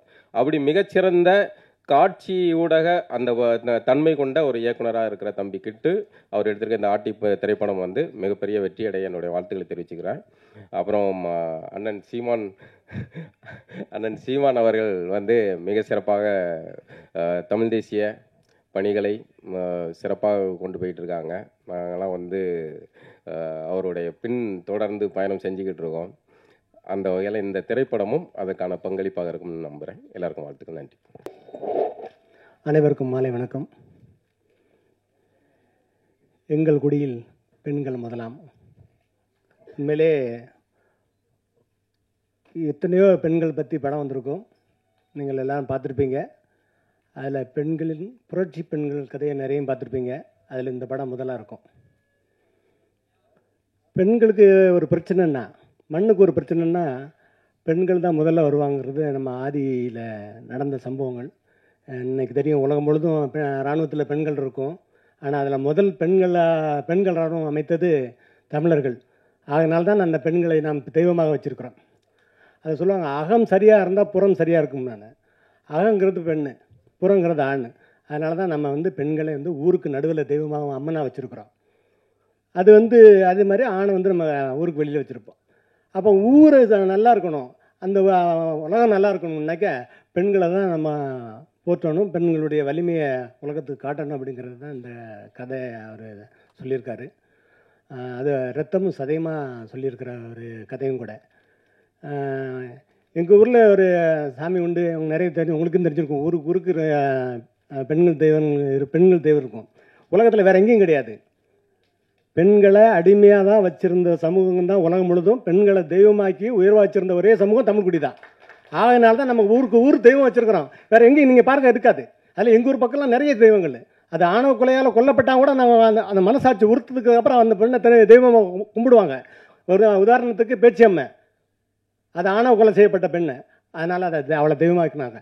அதே மாதிரி எசுக்கியம்மா, அது எசுக்கியம்மா என்ன எப்படி தெரியும் இல்லையா, அவள் வந்து ஊரை பழி வாங்குறா, கை குழந்தையோடு வந்து ஊரை பழி வாங்குறா. அவளை முதல்ல பழி வாங்கினது ஒரு, அது நம்ம சாதியை குறிப்பிட விரும்பல, ஆனாலும் இது வந்து தேவைப்படுது. ஏன்னா இங்கே எல்லாருமே அந்த சாதியை சுற்றி தான் அரசியல் தாண்டி இருக்குது. அது ஒரு பார்ப்பனர். அதுக்கப்புறம் அந்த அவனுக்கு ஒரு கோயில், அதுக்கு என்ன பண்ணுறான், அவளை சாந்தப்படுத்தணும். உடனே அவனுக்கு ஒரு கோயில் கட்டுறாங்க. அந்த வழியில் தான் கண்ணகியும் கூட. அப்போ இங்கே எல்லாமே என்ன பண்ணுது, புரட்சியாக இருந்தது பூராமே பெண்கள். அது உலகத்தில் எங்கேயும் இல்லை, தமிழ்நாட்டில் மட்டும்தான் இருந்தது. இப்போ அந்த பெண்களை கொண்டாடுறோம்னா இழிவுபடுத்திருக்கிறானுங்க. எல்லாரும் இழிவுபடுத்திருக்கிறான். ஏன்னா நீ பெண்களை அப்படி வச்சுருந்தா, நீ பெண்களை இப்படி வச்சுருந்தா, பெண்களை உன் காலுக்களை வச்சுருந்தா, மயிர்களை வச்சுருந்தா எல்லாம் இழிப்படுத்திருக்கானுங்க. அதை வந்து இத்தனை ஆண்டு காலில் உயர்வுபடுத்துகிற ஒரே ஆள் அண்ணன் சீமான். அவன் தேடி தேடி தேடி தேடி அவர் வேர்களை தேடி ஒவ்வொரு பெண்களை கொண்டு வந்து இப்படி இப்படி நம்ம சமூகம் இருந்திருக்கடா அப்படின்னு கொண்டு வச்சா இன்னைக்கு புதுசாக வரவங்கலாம் அதே பண்ணி இதாண்ட அரசியல் அப்படிங்கிறது அண்ணனுக்கே பாடம் எடுக்கிறான். எப்போவுமே அண்ணன் நம்ம இந்த சினிமா தான் சொல்லணும், இருந்தாலும் அண்ணன் சினிமா தானே. அண்ணன் எங்கள் எல்லார்ட்டுமே வந்து தம்பி மாதிரியே கடிந்து கொள்வார்கள். திராவிடன் வரும்போது பார்த்திங்கன்னா அண்ணன் வந்து நரம்பு புடைக்க எல்லாத்தையும் பேசுவாப்பில்ல, தத்துவங்களை தாங்கி நிற்கிற தலைவன் இல்லையா. ஆனால் தம்பின்னு வரும்போது மட்டும் ஏய் ஏன்டா அவன் குறுக்கு மறுக்க ஓடிப்பிட்டு இருக்கான் அவன் சொல்லிவேடா அப்படின்னு சொல்கிற மாதிரி தான் நான் நினைக்கிறேன். அதுதான் அண்ணன் நினைப்பாப்புல. அண்ணன் உரிமையோட ஒரு தம்பியை கண்டுக்கிறாப்புல. ஏன்னா முன்னாடி வந்தவன், முன்னாடி களத்தில் நின்றவன். அது எப்படிப்பட்ட களத்தில் எந்த நேரத்தில் நின்றவன், பிற வலியோடு பிறந்த அந்த ஒரு இரத்த பிளம்பில் பிறந்த ஒரு குழந்தை நாம் தமிழர் கட்சி, அதுக்கு தலைமை தாங்கி நிற்கிறாப்புல அண்ணன். அதனால் நம்ம அவரை வந்து எல்லோரும் பின்பற்றணும் அப்படிங்கிறதுனால தான் நானும் நமக்குள்ளே என்ன இருந்தாலும் சரி அண்ணனை தேடி தேடி போகிறது அதுதான் காரணம். அதனால் அண்ணன் வந்து எல்லாருமே சொல்லுவாங்க, ஆனால் வீழ்த்த முடியாத ஒரு மனிதன் இருக்கிறான்னா அண்ணன் சீமான். ஏன்னா வேறு எவனாக இருந்தாலும் அரசியல் விட்டு ஓடி போயிருப்பான். உங்களுக்கு தெரியும், நீங்கள் ஊடகத்தில் இருக்கிறீங்க எல்லோரும். ஏன்னா அவ்வளோ வீச்சு, கல்லும் சொல்லும் அவ்வளோ வீச்சு, எதையும் சேட்டை பண்ணாத ஒரு மனிதன் அது அண்ணன் சீமான் தான். யாருனா இருந்தாங்க ஐயோ தமிழ் தேசமாக ஒன்று இந்த திராவிட தேசத்துக்கு கூட போயிட்டு அவங்ககிட்ட போய் கை கட்டி நின்றுப்பாப்புல, நிற்கவே இல்லை. ஆகையினால் அவன் வீழ்த்த முடியாமல் இருக்கிறான். அவனை அண்ணனும் தம்பிகளுமாக அவனை தாங்கி பிடித்து கொண்டு இருக்கிறார்கள். இது அந்த மாதிரி ஒரு புரட்சிகரமான ஒரு கதை தான் இந்த ஆட்டி. இந்த ஆட்டிங்கிறது நம்ம வந்து எனக்கு இந்த முதல்ல இந்த பேர் எல்லாத்துக்கும் கொண்டு போய் சேர்க்க வேண்டியிருக்குது. நம்ம என்ன ஒரு பெண் ஆட்டினா தலைவி, பெண் தலைவி. உடனே இவன் சொல்கிறாங்க அவன் ஆணுக்கு அடிமை ஒரு ஒஞ்சாதி அப்படின்ட்டான். பாருங்கள் எவ்வளோ உயர்வாக வச்சுருக்கிறான். பெண் ஆட்டி, பெண் தலைவி, ஆட்டிங்கிறது தலைவி. அதுதான் ஆட்சின்னு ஆட்சி. ஆட்சின்னு அப்படி தான் நம்ம எல்லாம் அப்படியே பண்ணுறோம். அப்படிப்பட்ட ஒரு பெண்களை தாங்கி நின்ற ஒரு சமூகம், அந்த சமூகத்துக்காக அந்த ஒரு படம். அப்புறம் இங்கே வந்து இந்த மாதிரி படங்கள்லாம் இப்போ எல்லோரும் பேசிக்கிட்டு இருந்தாங்க, அவங்களுக்கு எல்லாருக்கும் இந்த மாதிரி படம் வர்றதில்லை, அதுக்கு வாய்ப்பு கொடுக்குறதில்லன்னு. வாய்ப்பு கொடுத்து அந்த ப்ரொடியூசருக்கு ரோட்டில் போய் நிற்கிறதுக்கா? இங்கே ஒரு சுவர் இருக்குது தெரியுமா, ஒரு சுவர் இருக்குது. என்ன சுவர்? ரெட் ஜெயின் ஒரு சுவர் வச்சுட்டு இருக்குது. அந்த சுவரு அத்தனை சின்ன படங்களையும் காவு வாங்குது. இன்னைக்கு இந்த தயாரிப்பாளர் சங்கம்னு ஒன்று இருக்குது, இது கேட்க முடியுமா? இன்னைக்கு வந்து அவங்க வந்து அதாவது இன்னைக்கு வந்து ஒரு படம் வந்து மக்கள் வந்து ஒரு படம் வந்துச்சுன்னா இன்னொரு கூட ஒரு படம் வந்து அந்த படம் பார்க்கறதுக்கு தயாராக இல்லை. அப்போ என்ன பண்ண, இந்த மாதிரி படங்கள்லாம் எல்லாரும் இந்த திருவிழா நாட்கள், இந்த பண்டிகை நாட்கள், அது தொடர்ந்து விடுமுறை வர நாட்களில் தான் இந்த படத்தை வெளியிடணும். ஆனால் அன்னைக்கு தான் என்ன பண்ணியிருக்கிறான் உஷாரா, அன்னைக்கு தான் அவ்வளோ அந்த பெரிய பெரிய படங்கள் எடுத்துகிட்டு 1000 தேட்டருக்குன்னா 1000 தேட்டரும் பிடிச்சி வச்சிடறான். அதுக்கப்புறம் என்ன பண்ணான்னா 4 வாரத்துக்கு அதுக்கப்புறம் சினிமா பார்க்க வரமாட்டான். ஏன்னா ஃபுல் படத்தையும் இதில் செலவு பண்ணிடுறான். நீ கடைசியாக வந்து அத்தனை படத்தையும் பாருங்கள். இப்போ ஐயா ரஜினிகாந்த் நடித்த அத்தனை படத்தையும் பாருங்கள், அவ்வளோ தான் தேட்டர் எடுத்திருப்பாங்க. கூட வந்த படம் எதாவது தெரியுமா, இல்லை அதுக்கப்புறம் அட வந்த படம் தெரியுமா, அதுக்கு முன்னாடி வந்த படம் தெரியுமா, யாருக்கும் தெரியாது. நல்ல படங்கள் இருக்குமா இல்லையா? இல்லை, எவ்வளோ கஷ்டமான ஒரு இது இருக்குது. அப்புறம் இந்த கஷ்டமான நல்ல படங்களை எப்படி கொண்டு வருவாங்க? அதாவது எப்பவுமே ஒரு ஓட்ட பந்தயம் என்னன்னா 10 பேருக்கு ஓட விட்டு தானே நீங்கள் வந்து பார்க்கணும், எவன் முதல்ல வரான் எவன் ரெண்டாவது வரான்ட்டு. நீங்கள் ஒருத்தனே ஓட வச்சுட்டு வந்துட்டான் முதல்ல வந்துட்டான்னா என்னடா பைத்தியக்காரன் மாதிரி இருக்குது. அதுதான் சொல்கிறேன், அந்த சுவர் இருக்கிற வரைக்கும் இந்த தமிழ் திரையுலகம் விளங்காத. அடுத்தாலையும் அந்த சுவருக்கு தலைமை தாங்கிற ஒரு இளவல் வந்தாச்சு. சினிமா தான். நீங்கள் ஒவ்வொரு இயக்குனரும் சினிமா எடுக்கணும் ஊருக்கு வந்து என்னை மாதிரி வாய்ப்பு தெரிந்து யாரும் சினிமாவுக்கு சம்மந்தம் இல்லாத ஒரு ப்ரொடியூசர் நிறைய இருக்குங்க. எங்கள் மேனேஜர்லாம் நிறைய இருக்கிறாங்க. அவங்கள்ட்ட கேட்டு பாருங்கள், யாராவது ஒருத்தரை பிடிச்சி வந்துடுவான். அப்படி வந்து ஏன்னா இந்த படத்தை எடுக்கிறான்னு எடுத்த உடனே நேராக கொண்டு போய் ரெஜிஸ்ட்ரேஷனில் கொடுக்குறோம், ரிலீஸ் பண்ணுறோம், அதுக்கப்புறம் நம்ம ஓடிடிக்கு சன் டிவியில் விற்கிறோம், அப்படி இப்படி சொல்லி ஏமாற்றி கொண்டு வந்துடுவாங்க. 100க்கு 98 பேர் அப்படி ஏமாந்து வந்து அதுக்கப்புறம் காணாமல் போயிருப்பான். மறுபடியும் அடுத்த படம் எடுக்கவே முடியாது. நீங்கள் தொடர்ந்து படம் எடுக்கிற ப்ரொடியூசர் இருக்கானா? கிடையாது. மேனேஜர் எடுக்கிறாங்க. அது கூட இப்போ வந்து அதுதான் இப்போ இந்த கடைசி கட்டத்தில் வந்து நிற்குது. மேனேஜர்ஸ் எல்லாம் நான் வந்து மேனேஜர்ஸ் முதல்ல தயாரிப்பாளர் ஆகக்கூடாதுன்னு சொல்லலை. ஆனால் இவங்க என்ன பண்ணுறாங்க, அந்த ஹீரோவை தாஜா பண்ணி நீ 10 கோடி வாங்கிட்டு இருக்கியா, நீ 20 கோடி உனக்கு சம்பளம், நீ கால் ஷீட் கொடுங்கன்னு அவன்கிட்ட தாஜா பேசி வாங்கிட்டு அடுத்தால போய் ஃபைனான்ஸ் அந்த ஹீரோவை காட்டி படம் வாங்குறாப்புல. அப்படி எத்தனை படம் நிற்குது? இந்த ராம் பிரபு இங்கே இருக்கிறாரு, அவர் சினிமாவில் அவ்வளவு மேனேஜராக இருந்தார், அவருக்கு தெரியும். அப்படி எத்தனை படம் நிற்குது இந்த ஃபைனான்ஸ் வாங்கிட்டு. இன்றைக்கி ஃபைனான்ஸ் என்ன கடைசியில் ஆகிப்போச்சு, பெரிய ஹீரோவுக்கு ஃபைனான்ஸ் கொடுக்க முடியாது அப்படின்னு சிண்டிகேட் போடுற அளவுக்கு ஆகிப்போச்சு. அப்போ இந்த தமிழ் திரையுலகம் எங்கே இருக்கும்?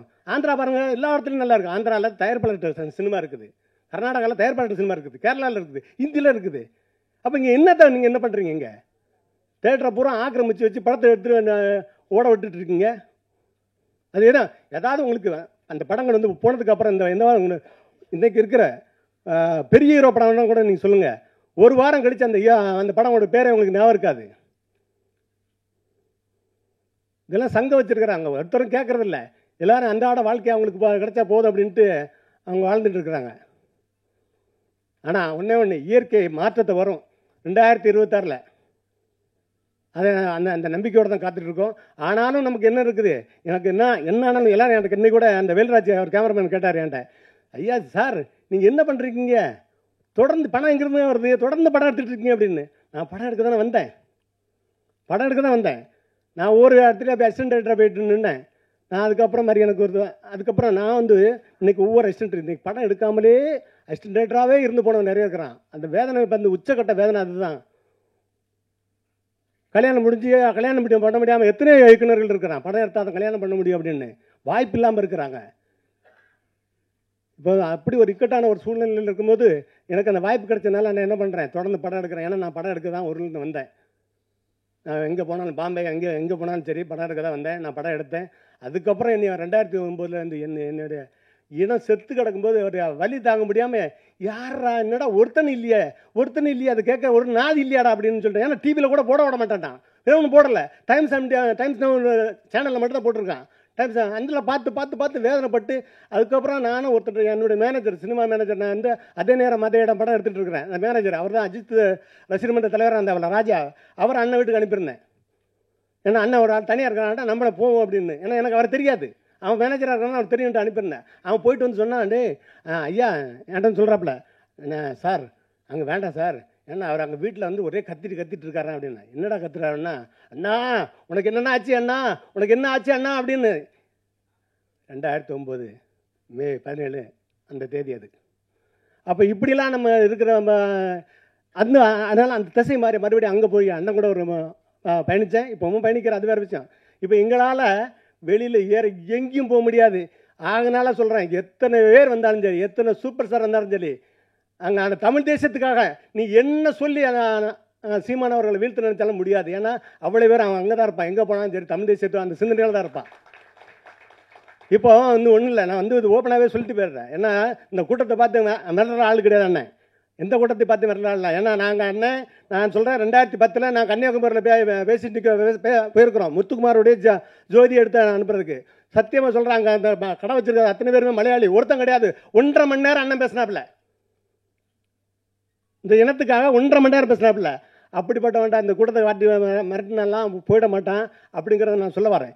ஏன்னா அவன் ஒரு கொள்கை தலைவர்னு ஒரு ஆளை பிடிச்சி அடித்தான், கொள்கை தலைவர்னு ஒருத்தர் கூப்பிட்டு வந்து அடித்தாப்புல. அப்போ அண்ணன் மட்டும் இல்லை, நம்ம சாட்ட துறைமுறைகளால் ஓட அடித்தான்.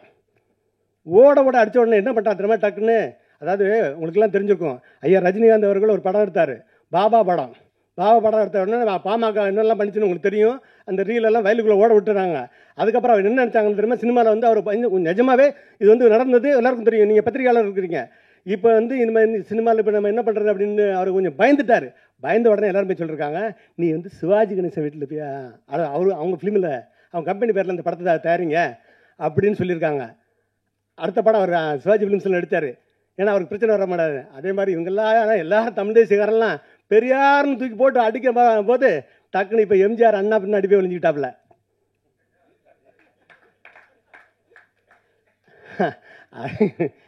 அப்போ தான் அந்த வடிவேல் சொன்ன மாதிரி தான் இருக்குது, நீ எங்கே போனால் விட மாட்டேன்டா அப்படின்னு. அதனால் அவன் மூத்தவன், அவன் தத்துவமாக நிற்கிறான். நீ தலைவர்கள் பின்னாடி நிற்கிற, அவன் தத்துவத்துக்கு பின்னாடி நிற்கிறான். அதை யோசித்து தான் எல்லாம் நடந்துக்கிறது நல்லது. ஏன்னா நீங்கள் வந்து கூட்டங்கள் எதையுமே தீர்மானிச்சிடாது. சரி, நம்ம சினிமா பற்றி தான் பேசணும், என் அண்ணன் பேசுவாப்புல. அதனால் இதோடு முடித்துக்கிறேன். இந்த படம் உறுதியாக தமிழ் இனத்துக்கான படம், தமிழ் பெண் இனத்துக்கான படம், தமிழர்களை பெருமைப்படுத்துவதற்கான படம். நான் கிட்டுவை பற்றி மற்ற டெக்னீஷியனை பற்றிலாம் இந்த படத்தினுடைய ரிலீஸ்க்கு அப்புறம் பேசலாம்னு இருக்கிறேன். மற்றபடி யாரும் தவறாக நினைத்துக் கொண்டாம். நன்றி, வணக்கம். இந்த திரைப்படத்தின் தயாரிப்பாளர் சகோதரர் இசக்கி கார்வண்ணன் மீது எனக்கு அளப்பரிய மரியாதை உண்டு. பொதுவாக நம் மரபில் நம்முடைய பெயருக்கு பின்னால் தகப்பனாரின் பெயரை இணைத்து கொள்வது வழக்கம். ஆனால் சகோதரர் இசக்கி கார்வண்ணன் தன்னுடைய தகப்பனாரின் பெயரான இசக்கியை முதலில் இணைத்திருக்கிறார். அதனாலேயே எனக்கு அவர் மீது தனிப்பட்ட பிரியமும் மதிப்பும் உண்டு. இந்த திரைப்படத்தின் இயக்குனர் இளைய சகோதரர் கிட்டு அவர்களை தனிப்பட்ட முறையில் நான் ஒரு முக்கிய செயலுக்காக பாராட்டுகிறேன். இந்த திரைப்படத்தின் தொழில்நுட்ப கலைஞர்கள் அனைவரையும் மேடைக்கு அழைத்து, குறிப்பாக உதவி இயக்குனர்களை மேடைக்கு அழைத்து ஒவ்வொரு உதவி இயக்குனரின் பெயரை சொல்லி அறிமுகப்படுத்தி கௌரவப்படுத்தினார். நான் புத்தகங்கள் எழுதியவன். நான் எழுதிய புத்தகங்களின் நற்பெயர் அவப்பெயர் அனைத்தும் என்னை மட்டுமே வந்து சேரும். ஆனால் ஒரு திரைப்பட உருவாக்கம் என்பது பல நூறு பேரின் கரங்கள் இணைந்து உழைத்து உருவாகி வரக்கூடிய ஒரு படைப்பு. ஆக அத்துணை பேருக்கும் நன்றி சொல்வதுதான் நம் மரபு. அதை மிகச் சரியாக செய்த சகோதரர் கிட்டுவுக்கு என்னுடைய பாராட்டுக்கள். பாராட்டினால் மட்டும் போதாதல்லவா, ஒரு குட்டும் வைக்க வேண்டும். அவர் பேசும்போது மூல்யம் என்று மூலத்தை அவர் உச்சரித்தார். அப்படி உச்சரிக்கலாகாது தம்பி. மூல்யம் என்றால் நிமித்தம் என்று பொருள். இனி வரும் மேடைகளில் நீங்கள் மூலம் என்கிற சொல்லை சரியாக உச்சரிக்க வேண்டும் என்பதை ஒரு வேண்டுகோளாக நான் இந்த மேடையில் சொல்கிறேன். செந்தமிழன் சீமான் அவர்களை பற்றி ஒரு சில வார்த்தைகள் பேசுவதுதான் இந்த மேடைக்கு பொருத்தமாக இருக்கும். நாங்கள் இருவரும் உட்கார்ந்து பேசி கொண்டு இருக்கும்போது இதே பிரசாத் லேபில் ஒரு 30 வருஷத்துக்கு முன்னாடி நம்ம பண்ண கூத்தெல்லாம் ஞாபகம் இருக்கான்னு கேட்டேன். அவர் சிரித்தார். சரி, வெளியில் சொல்ல வேண்டாம், நம்ம வயசு தெரிஞ்சிடணும்னு 2 பேருமே அடக்கமாக அதை மறைச்சிக்கிட்டோம். ஒரு 45 ஆண்டுகளுக்கு முன்பு திருநெல்வேலியில் கலை இலக்கிய பெருமன்றத்தைச் சேர்ந்த தோழர்கள் கவிஞர் பரிணாமனின் 10 தல ராவணன 8 தல ஒத்த தல ராமங்கொண்ணா என்கிற பாடலை பாடினார்கள். அந்த பாடல் சிறுவயதில் பசுமரத்தாணி போல என் மனதில் பதிந்திருந்தது. அது நடந்து ஒரு 35 ஆண்டுகளுக்கு பின்பு சென்னையில் ஒரு இளைஞன் அந்த பாடலை பாடி நான் கேட்டேன். அத்தனை ஆண்டுகளுக்கு பிறகு அப்போதுதான் நான் 2வது முறையாக அந்த பாடலை கேட்கிறேன். சகோதரர் இசக்கி கார்வண்ணன் சொன்னார் இல்லையா, கன்னியாகுமரியில் மலையாளிகள் சூழ்ந்திருக்கிற அந்த இடத்தில் அண்ணன் 1.5 மணி நேரம் பேசினார் என்று அப்போது சீமானவர்கள் என்னிடம் சொன்னார். ஐயாமன, நம்ம ஆளே இல்லைனாலும் தான் பேசுவோமே இல்லையா அப்படின்னார். அப்படிப்பட்ட அவருடைய துவக்க கால மேடைகளில் பார்வையாளர்களாக நாங்கள் அவருக்கு நெருக்கமான சொற்ப நண்பர்கள் இருப்போம். அந்த மேடையில், அவருடைய துவக்க கால மேடையில் நண்பர்களே, கவிஞர் பரிணாமனின் 10 தலை ராவணன் பாட்டை அவர் பாடினார். நான் சிலிர்த்து போனேன். இதை நான் ஒரு மேடையில் சொன்னேன். இதற்கு பிறகு சமீபத்தில் வயது முதிர்ந்த 80 கடந்த ஒரு முதியவர் என் கரங்களை பற்றி கொண்டு தன்னை அறிமுகப்படுத்தி அந்த பாடலை சொன்னார். அந்த பாடலை எழுதிய கவிஞர் பரிணாமன் அவர்கள். அதை இந்த மேடையில் அவரோடு நான் பகிர்ந்து கொண்டேன். ஆட்டி என்கிற தலைவி என்கிற சொல்லை, ஆட்டி என்கிற மூலச் சொல்லை ஒரு தமிழ் திரைப்படத்திற்கு, அதுவும் 2025 காலத்தில் வெளிவருகிற ஒரு தமிழ் திரைப்படத்துக்கு வைக்கிற துணிச்சலும் ஒரு நேர்மையும் சகோதரர் கிட்டுவுக்கும் அதை தயாரிக்கிற திறனும் திரு இசக்கி கார்வண்ணனுக்கும் இருக்கிறது. என்னுடைய வாழ்க்கையில் நான் பாலுமேந்திரா அவர்களிடம் உதவி இயக்குனராக இருந்தபோது ஆரம்ப காலத்தில் திருநெல்வேலி வட்டார வழக்கு சொல்லான தம்பி பாலாக்கு தெரியும், நிக்கான் அப்படின்னு சொல்லிட்டேன். அங்கே நிற்கிறான்னு சொல்ல மாட்டோம், நிக்கான்னு சொல்லுவோம். இந்த மீனாட்சிக்கெல்லாம் தெரியும். அப்போ நிக்கான்கிற கேமரா இருக்கு இல்லையா, அப்போ தான் ராஜா சார் வாத்தியார் பாலுமேந்திர அவர்களுக்கு நிக்கான் கேமரா கொடுத்துருக்காங்க. அப்போது டெஸ்ட்டு எடுக்கும் போது வாத்தியார் என்ன எடுப்பாங்க, அது அவருக்கு சீமானவர்களுக்கெல்லாம் தெரியும். அப்போ எடுக்கும்போது டேய் நிக்கான்டா அப்படின்னு சொல்லுவாங்க. அதை பார்த்து அதிலிருந்து நான் ரொம்ப கவனமாயிட்டேன். பொது வார்த்தைகளை தான் சேகரித்து அதைத்தான் பேச வேண்டும் என்பதில் அதை முற்றிலுமாக நொறுக்கி தள்ளிய ஒரு இடம் இங்கே விருகம்பாக்கத்தில் இருந்தது. அது சகோதரர் சீமானின் சேவர் கூடம். அங்கே மதுரை பகுதியை சுற்றிய ஒரு இயக்குனர் இருப்பார், ஒரு ஒளிப்பதிவாளர் இருப்பார், ஒரு நடிகர் இருப்பார், ஒரு படத்தொகுப்பாளர் இருப்பார். எல்லோருமே நாம் உசிலம்பட்டி மாட்டுத்தாவணியில் போய் இறங்கினா என்ன கேட்குமோ அதுதான் பேசுவாங்க அவங்க. அதற்கப்புறம்தான் எனக்கு அந்த மனத்தடை நீங்கியது.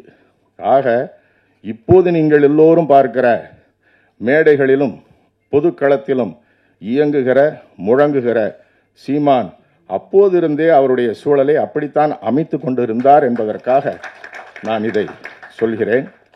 இந்த படத்தின் கதாநாயகி very happy to welcome, thank you so much mister Seeman sir என்று சொன்னார்கள்.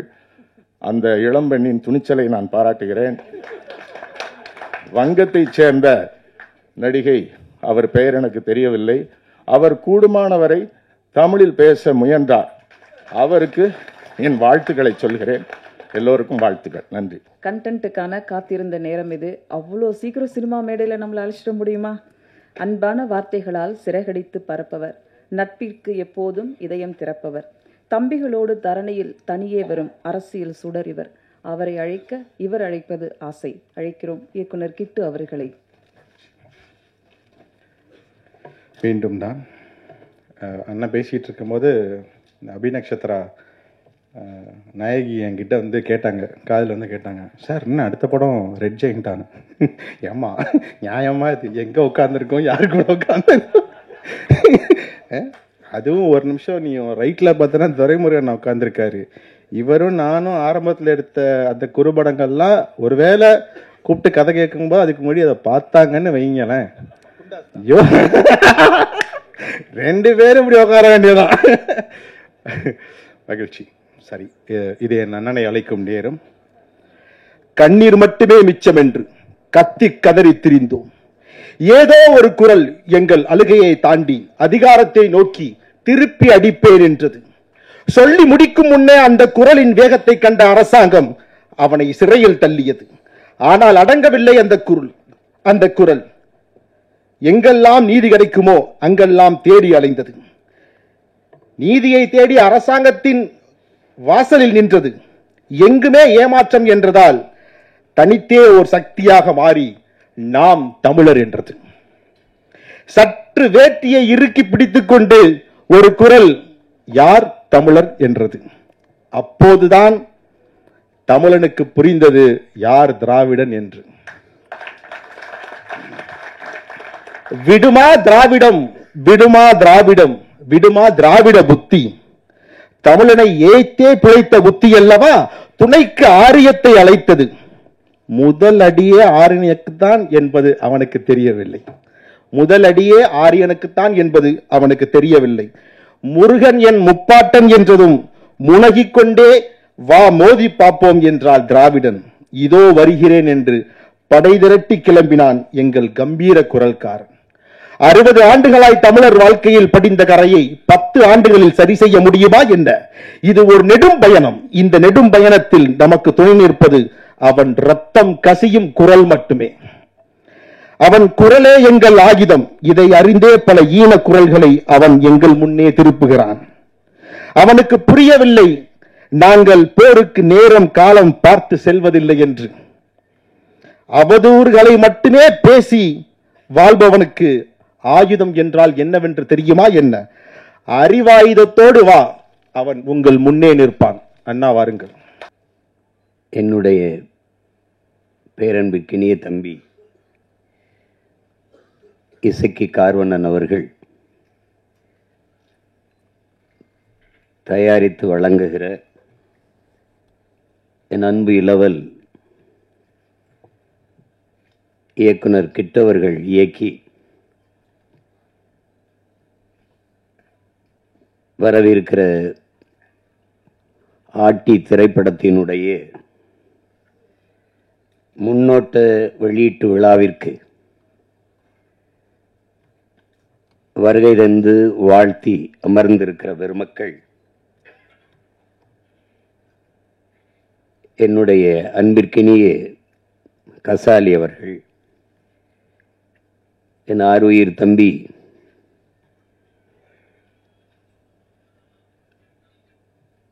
உறவில் மட்டுமில்லாது உணர்வோடும் என்னோடு இணைந்து களத்தினில் நிற்கிற இயக்குனர் நடிகர் திருமுருகன் அவர்கள்,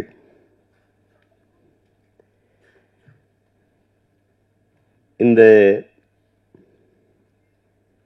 கலைஞர்களை நிகழ்வை சிறப்பிக்க வந்திருக்கிற, பாராட்ட வந்திருக்கிற என் அன்பு தம்பி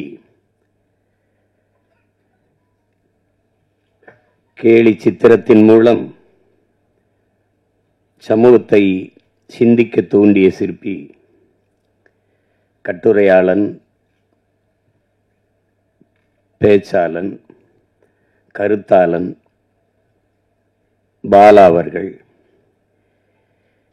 இந்த திரைப்படத்தில் பங்கேற்ற மதிப்புமிக்க கலைஞர் பெருமக்கள், ஒளிப்பதிவாளர் என் அன்பு தம்பி சிபி, படத்தொகுப்பாளர் தம்பி இளங்கோவன், இசை வழங்கி இருக்கிற இளவல் தீசன், கலை இயக்குனர் தம்பி முஜிபூர் அவர்கள்,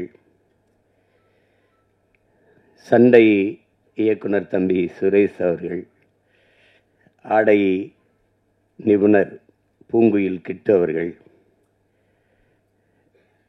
திரையிலே தோன்றி கதாபாத்திரங்களை கண்முன்னே நிறுத்துகிற கலைஞர்களாக இருக்கிற அன்பு தம்பி ஆனந்தன், எதிர்நாயகனாக நடித்திருக்கிற அறிமுக நாயகர் தம்பி பிரவீன் பழனிசாமி, நகைச்சுவை நடிகர் என் தம்பி காதல் சுகுமார், என் அன்பு மாமன் சவுந்தர் அவர்கள், கதாநாயகியாக இருக்கிற அன்பிற்கினிய அபி நட்சத்திரா அவர்கள், எல்லோருக்கும் என்னுடைய அன்பும் வாழ்த்துக்களும். இந்த நிகழ்விலே பங்கேற்று இதை உலகெங்கும் பரவி வாழ்கிற என் உயிர் சொந்தங்களிடத்தில் கொண்டு போய் சேர்க்க இருக்கிற அச்சு ஊடக, காணொளி ஊடக என் உறவுகள் அனைவருக்கும், குறிப்பாக மதிப்புமிக்க பெருமக்கள், அன்பிற்கினிய அண்ணன் நெல்லை சுந்தரராஜன் அவர்கள், பெருதுளசி, பழனிவேலங்கையா அவர்கள், தம்பி மீனாட்சி போன்ற மதிப்புமிக்க பெருமக்கள், எப்போதும் நான் பேரன்பு கொண்டு நேசிக்கிற என் அன்பு சொந்தங்கள், உங்கள் அனைவருக்கும் என்னுடைய அன்பும் வணக்கமும். இங்கே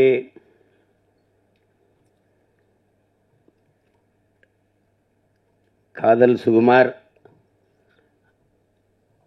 ஒரு நகைச்சுவை நடிகர் அப்படி பார்க்குறோமானால்,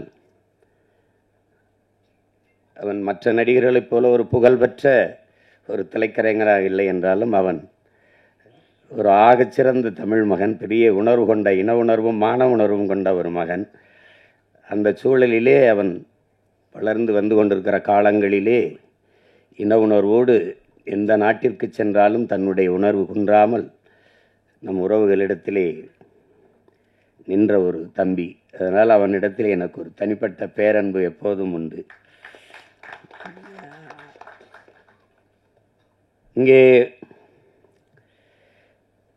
என் அன்பிற்கினிய தம்பி துரைமுருகன் அவர்கள் சொன்னது போல, துரையும் கிட்டும் சேர்ந்து தான் அந்த நையப்புடை அந்த வலையொலியை தொடங்கினார்கள். ரொம்ப நன்றாக செய்தார்கள்.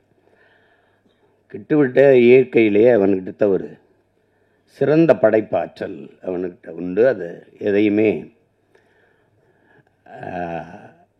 சுருக்கமாக அதை சொல்லி புரிய வச்சிருவான் ஒரு இதை. அதில் நகைச்சுவை உணர்வோடு கேலியும் கிண்டலுமா கொண்டு போய் சேர்க்கறதுல பெரிய கெட்டிக்காரன். அவன் எங்களோடு இந்த அரசியல் பயணத்தில் இல்லாத திரைப்பயணத்தில் போனது எனக்கு மகிழ்ச்சியாக இருந்தாலும், ஆனால் எங்களுக்கு அது ஒரு இழப்பு தான். அப்படிப்பட்ட ஒரு படைப்பாளி இழந்திருப்பது இழப்பு தான். அதில் அவன் திரைத்துறை பக்கம் வந்து பல படங்களை இயக்கினான். அவன் இயக்கிய படத்தில் எனக்கு இந்த சல்லியர்கள் படம் நம்ம நிறைவை தந்தது. அந்த படத்தினுடைய 2 நிகழ்விலையும் நான் பங்கேற்று பேசினேன் அந்த படத்தை. என் தம்பி துரை சொன்ன மாதிரி 150 கோடி முதலீடு செய்து எடுக்கிறவர்களுக்கு கதை இல்லை, 1.5 கோடியில் ஆகச்சிறந்த படத்தை எடுப்பான். அப்படி ஒரு படைப்பாளி. சல்லியர்கள் படம் பார்த்தீங்கன்னா உங்களுக்கு தெரியும், ரொம்ப நல்லா எடுத்துப்பான், நேர்த்தியாக எடுத்துப்பாப்ல. எங்களுக்கு ஒரு பயம் என்னென்றால், இந்த எங்களுடைய விடுதலை போராட்டங்களை இன அழிப்பு அந்த தொடும்போது அது ரொம்ப உணர்வுபூர்வமானது, அது சரியாக செய்யணும், இல்லைன்னா சிக்கலாயிடும். எங்கள் தலைவருக்கு அதில் ஒரு பெரிய கனவு. அவரை போல இந்த இனத்தில் பிறந்தவனில் திரைக்கலையை நேசித்த ஒரு மகன் இதுவரைக்கும் இருக்க முடியாது. இங்கே இருந்த கட்சிகள், குறிப்பாக கம்யூனிஸ்ட் இயக்கங்கள், திராவிட இயக்கங்கள் எல்லாம் திரைக்கலையை வந்து ஒரு சாக்கடை, குப்பை, சினிமாக்கார பயல், இப்படி தான் பேசி பேசி அதை எதுனா சாக்கடையே என்றே சொல்லி கொண்டு விட்டார்கள். அதில் உருண்டு பிறண்ட நாயும் பண்ணியெல்லாம் நாட்டாண்டுட்டு போயிடுச்சு. இதுதான் நடந்தது பெரிய விபத்து. அது திரைக்கலையை ஒரு எங்கள் தலைவன் என்கிட்ட சொல்றார் பாருங்க, திரைக்கலை என்பது அறிவியலின் அழகான குழந்தைன்னு சொல்றாரு. அந்த வார்த்தையை எப்படி பயன்படுத்துறாரு பாருங்க, அறிவியலின் அழகான குழந்தை. திரைக்கலை ஒவ்வொரு தேசிய இனத்தின் அழகிய கலை முகம். எப்படி வைக்கிறார் பாருங்க. இப்படி பேசல அவர் மெதுவாக சொல்றாரு, நான் அதை எடுத்து சொல்றேன். அந்த பார்வை அவர் இடத்துல இருந்தது. அது காரணம் வந்து சின்லஸ் லிஸ்ட்டு, பிரேவ் ஹார்ட்டு, பென்ஹரு, இந்த மாதிரி படங்களை பார்க்கும்போது நம்ம விடுதலை போராட்டம் ஏன் இப்படி ஒரு படமாக வரக்கூடாதுன்னு அவருக்கு ஒரு இது இருந்தது. ஒரு கெடுவாய்ப்பா தமிழ் பேரினத்தில் அவர் ஒரு நிர்வாக தலைவனாக இல்லாமல் தன் இன விடுதலைக்கு போராட்ட களத்தில், போர்க்களத்தில் நிற்கக்கூடிய தலைவனாக இருந்துட்டான்.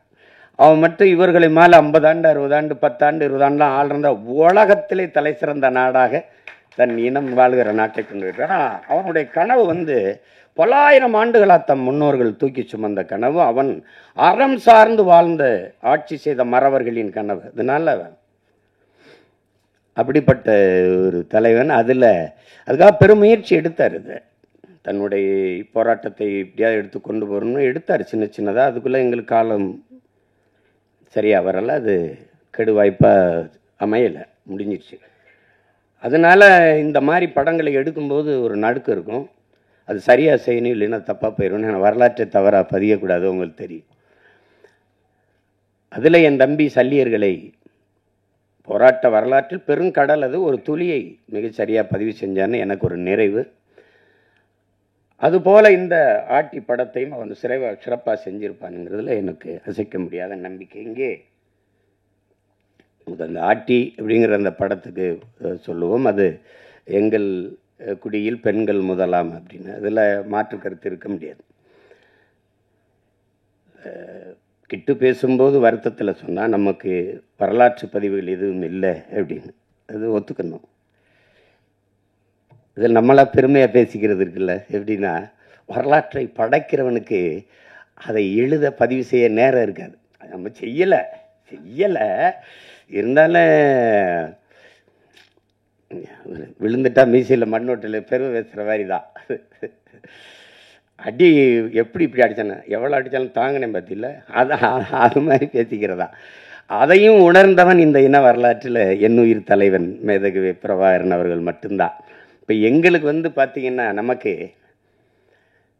நம்ம பாட்டன் வந்து அரசனுக்கு அரசன் அருள்மொழி சோழன் உலகின் பல்வேறு நாடுகளை வென்று கடல் பல கடந்து படை பல நடத்தி பல்வேறு நிலப்பரப்பு வென்று 3வது பெரிய பேரரசை நிறுவினான். இது ஒரு, ஆனால் அது வந்து அது ஆண்டாங்கிறதுக்கு ஒரே ஒரு சான்று தான் இருக்குது, பெருவுடையார் கோயில் தான் இருக்குது, தஞ்சை பெரிய கோயில் மட்டும். அதுக்கு முன்னாடி இன்னொரு பாட்டன் கரிகால் பெருவளச்சோழன் ஆண்டுகாண்டா நம்மளை, அதுக்கும் சான்று இந்த கல்லணை தான். இல்லைன்னா எங்களுக்கு கதையை முடிச்சிருப்பான். அதை வச்சுட்டு நாங்கள் எதை சொல்லிட்டு இருக்கோம். அப்போ நமக்கு வரலாற்று சான்றுகள் இல்லை, தமிழர்களுக்கு வரலாறு இல்லை.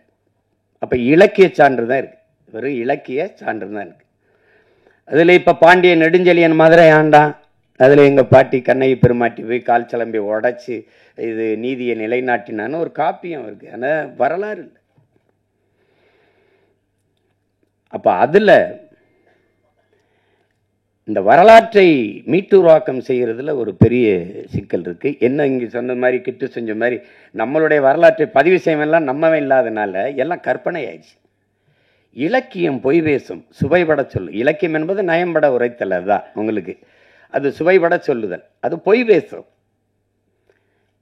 இப்போ உருகி சுகம்பெறா மார்பை திருகி எரிந்தால் தீயிட்டால்னு சொல்லும்போது அது என்ன இப்படி அப்படின்னு கேட்கும்போது, அப்போ நான் எங்கள் வாத்தியார் தமிழ் வாத்தியார் குப்புசாமி எனக்கு பாடம் நடத்தும்போது, அப்போ இப்போ இருக்கிற மதுரை வேற மதுரையா ஐயான்னு கேட்டேன்.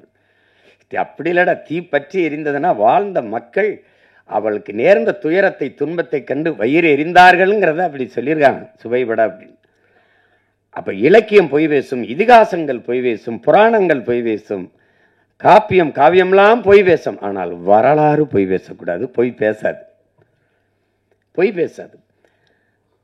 அதனால தான் நாங்கள் முற்றுமுழுதாக வரலாற்றில் புறக்கணிக்கப்பட்ட ஒரு இனத்தின் மக்கள் இன்றைக்கு வரைக்கும். இப்போ உதாரணமாக இப்போ கண்ணகி அவளை எடுத்துக்கிட்டா எங்களுக்கு என்ன பெருமை இருக்குதுன்னா, சோழ நாட்டில் பிறந்து பாண்டிய நாட்டில் இறந்து சேர நாட்டில் தெய்வமாகிறார். எழுதின எங்கள் பாட்டன் இளங்கோவடிகள் 3 மன்னர்களையும் இணைத்து, 3 நிலப்பரப்பையும் மன்னர்களை இணைத்து ஒரு காப்பியத்தை செய்கிறார். அது காப்பியம், அது கற்பனை. ஆனால் கண்ணகியிலும் சிறந்தவள் இருக்கிறார் எங்கள் குலத்தில், எங்கள் முன்னோர். அது எங்கள் பாட்டி வேலு நாச்சியார். அது காவியம், இது வரலாறு. ஆட்டினா பாருங்க, ஆட்டி படைக்கிறானையா அப்படிங்கிற மாதிரி ஆட்டி படைத்தால் ஒரு பெண்மகள். தமிழர்கள் பொதுவாக மானுடனே தாய் வழி சமூகத்திலிருந்து வந்தவன் தான். முதல் திணையிலே நம்ம முதல் நிலத்திலே தாய் வழியில், 2வது நிலமும் தாய் வழி, 3வது மருது நிலத்தில் என்று வேளாண்குடிகளாக மாறுகிறோமோ, அவன் காட்டை பார்க்க போகும்போது வீட்டை பார்க்க பெண் இருக்கும்போது ஒருவனுக்கு ஒரு தீங்கிறது வரும்போது தந்தை வழி சமூகமாக ஆயிடுது. அங்கே தான் முதல் எழுத்து. எங்கள் ஐயாமையன் சொல்கிறார்ல, பேரை போடும்போது அவர் எசக்கிய சேர்த்துக்கிட்டார் அப்படின்னு. அப்போ தந்தை வழி சமூகமாக வரும்போது தான் அது வரைக்கும் பெண்ணு தான், தாய் வழி சமூகம் தான். நம்ம அதை மாற்ற முடியல. இன்று வரைக்கும் நாடு தாய் நாடு தான், மொழி தாய்மொழி தான்.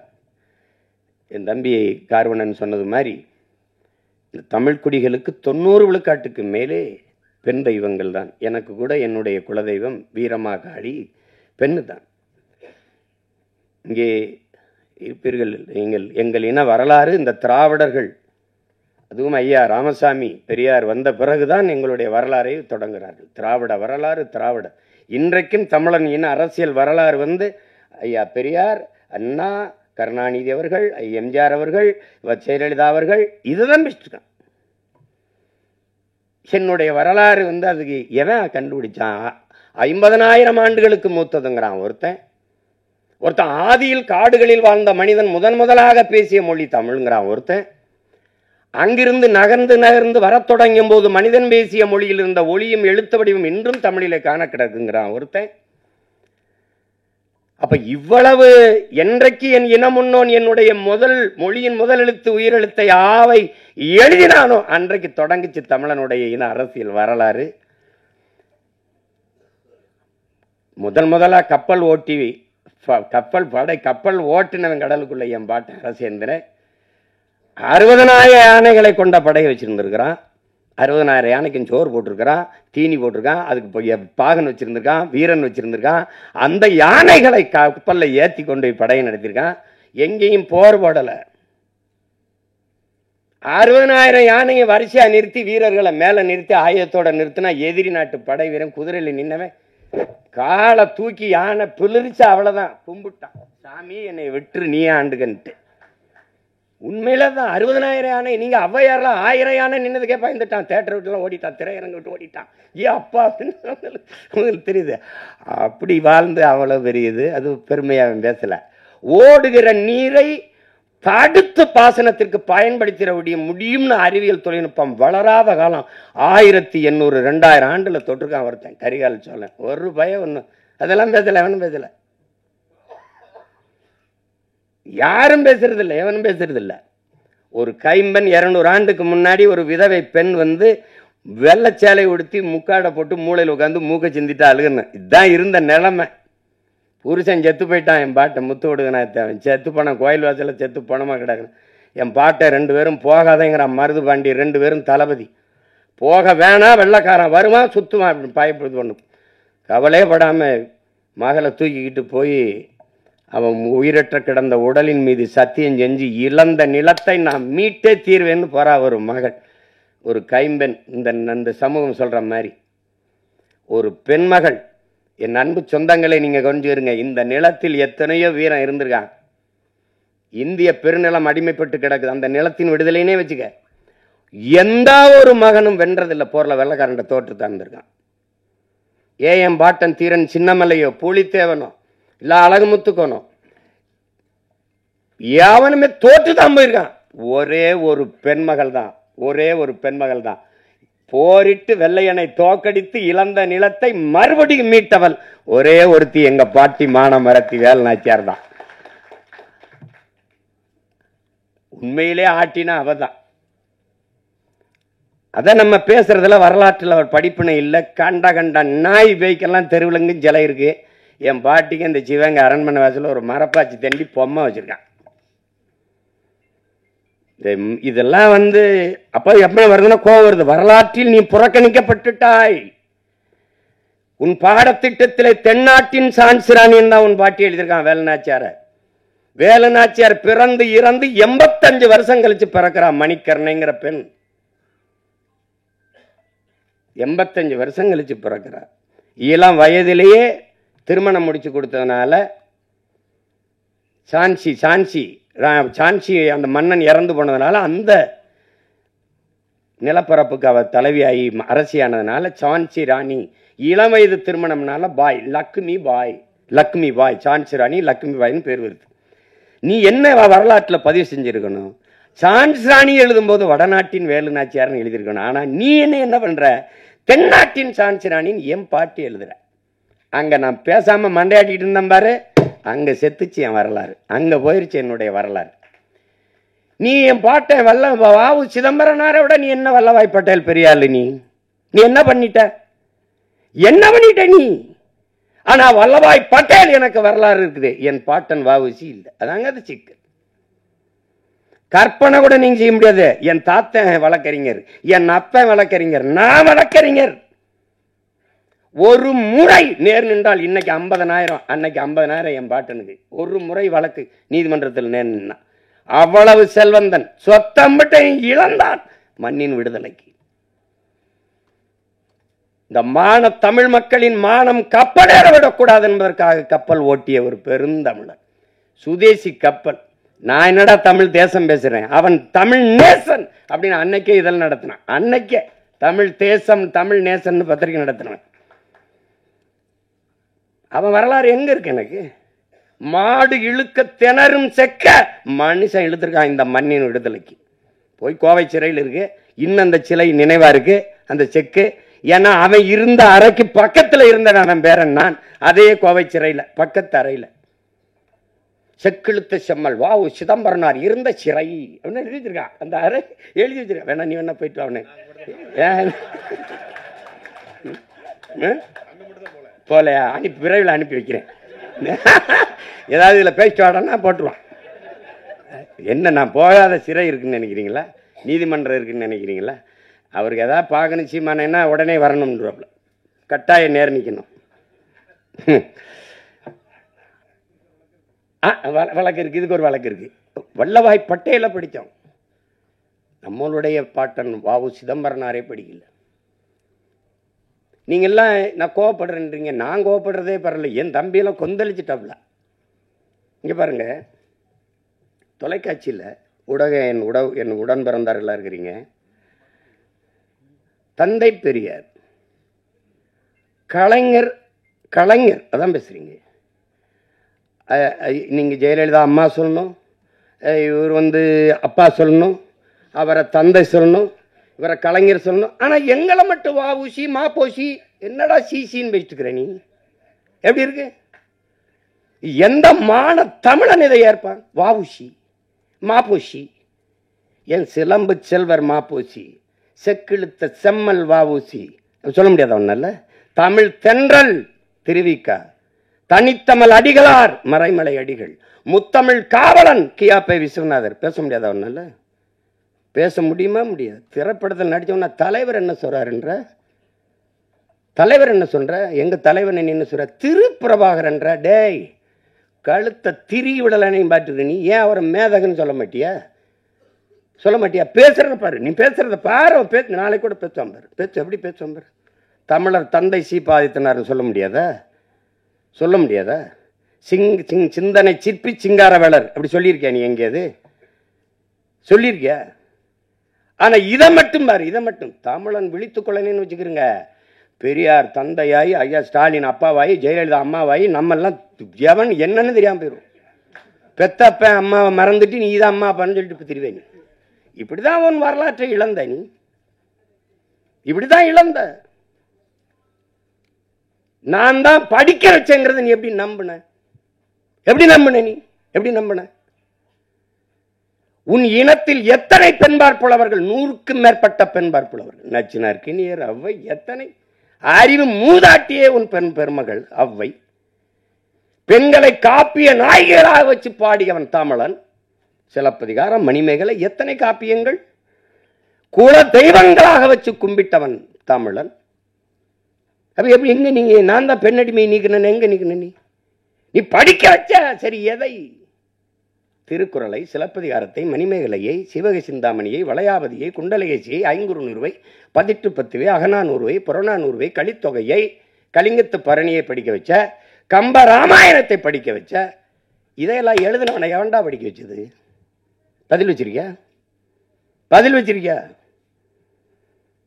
பெரியார் தான் படிக்க வச்சார். வச்சுக்க. பக்கத்தில் இருந்த அறிஞர் அண்ணாவா WMA 2 முதுகலை படித்தார். அண்ணாதுரை ஐயா, அதுக்கப்புறம் ஐயா அன்பழகன், நெடுஞ்செழியன், இவர்கள் 3 பேரையும் படிக்க வச்சது யாரு? அவருக்கு பக்கத்திலே உட்கார்ந்துருந்தாங்களப்பா. ஏன் இதெல்லாம் நீங்க கேள்வி எழுப்பல?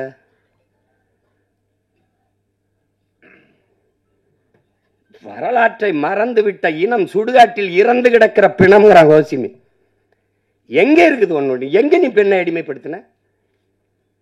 தமிழன் பல்வேறு நிலப்பரப்பை வென்றான். எந்த இனத்தையாவது அடிமைப்படுத்தி ஆண்டான். ஒரு செய்தி சொல்றா பாப்போம். என் மாண்புடா, என் மாண்பு தமிழ் பேரன்பின் தாயிடா.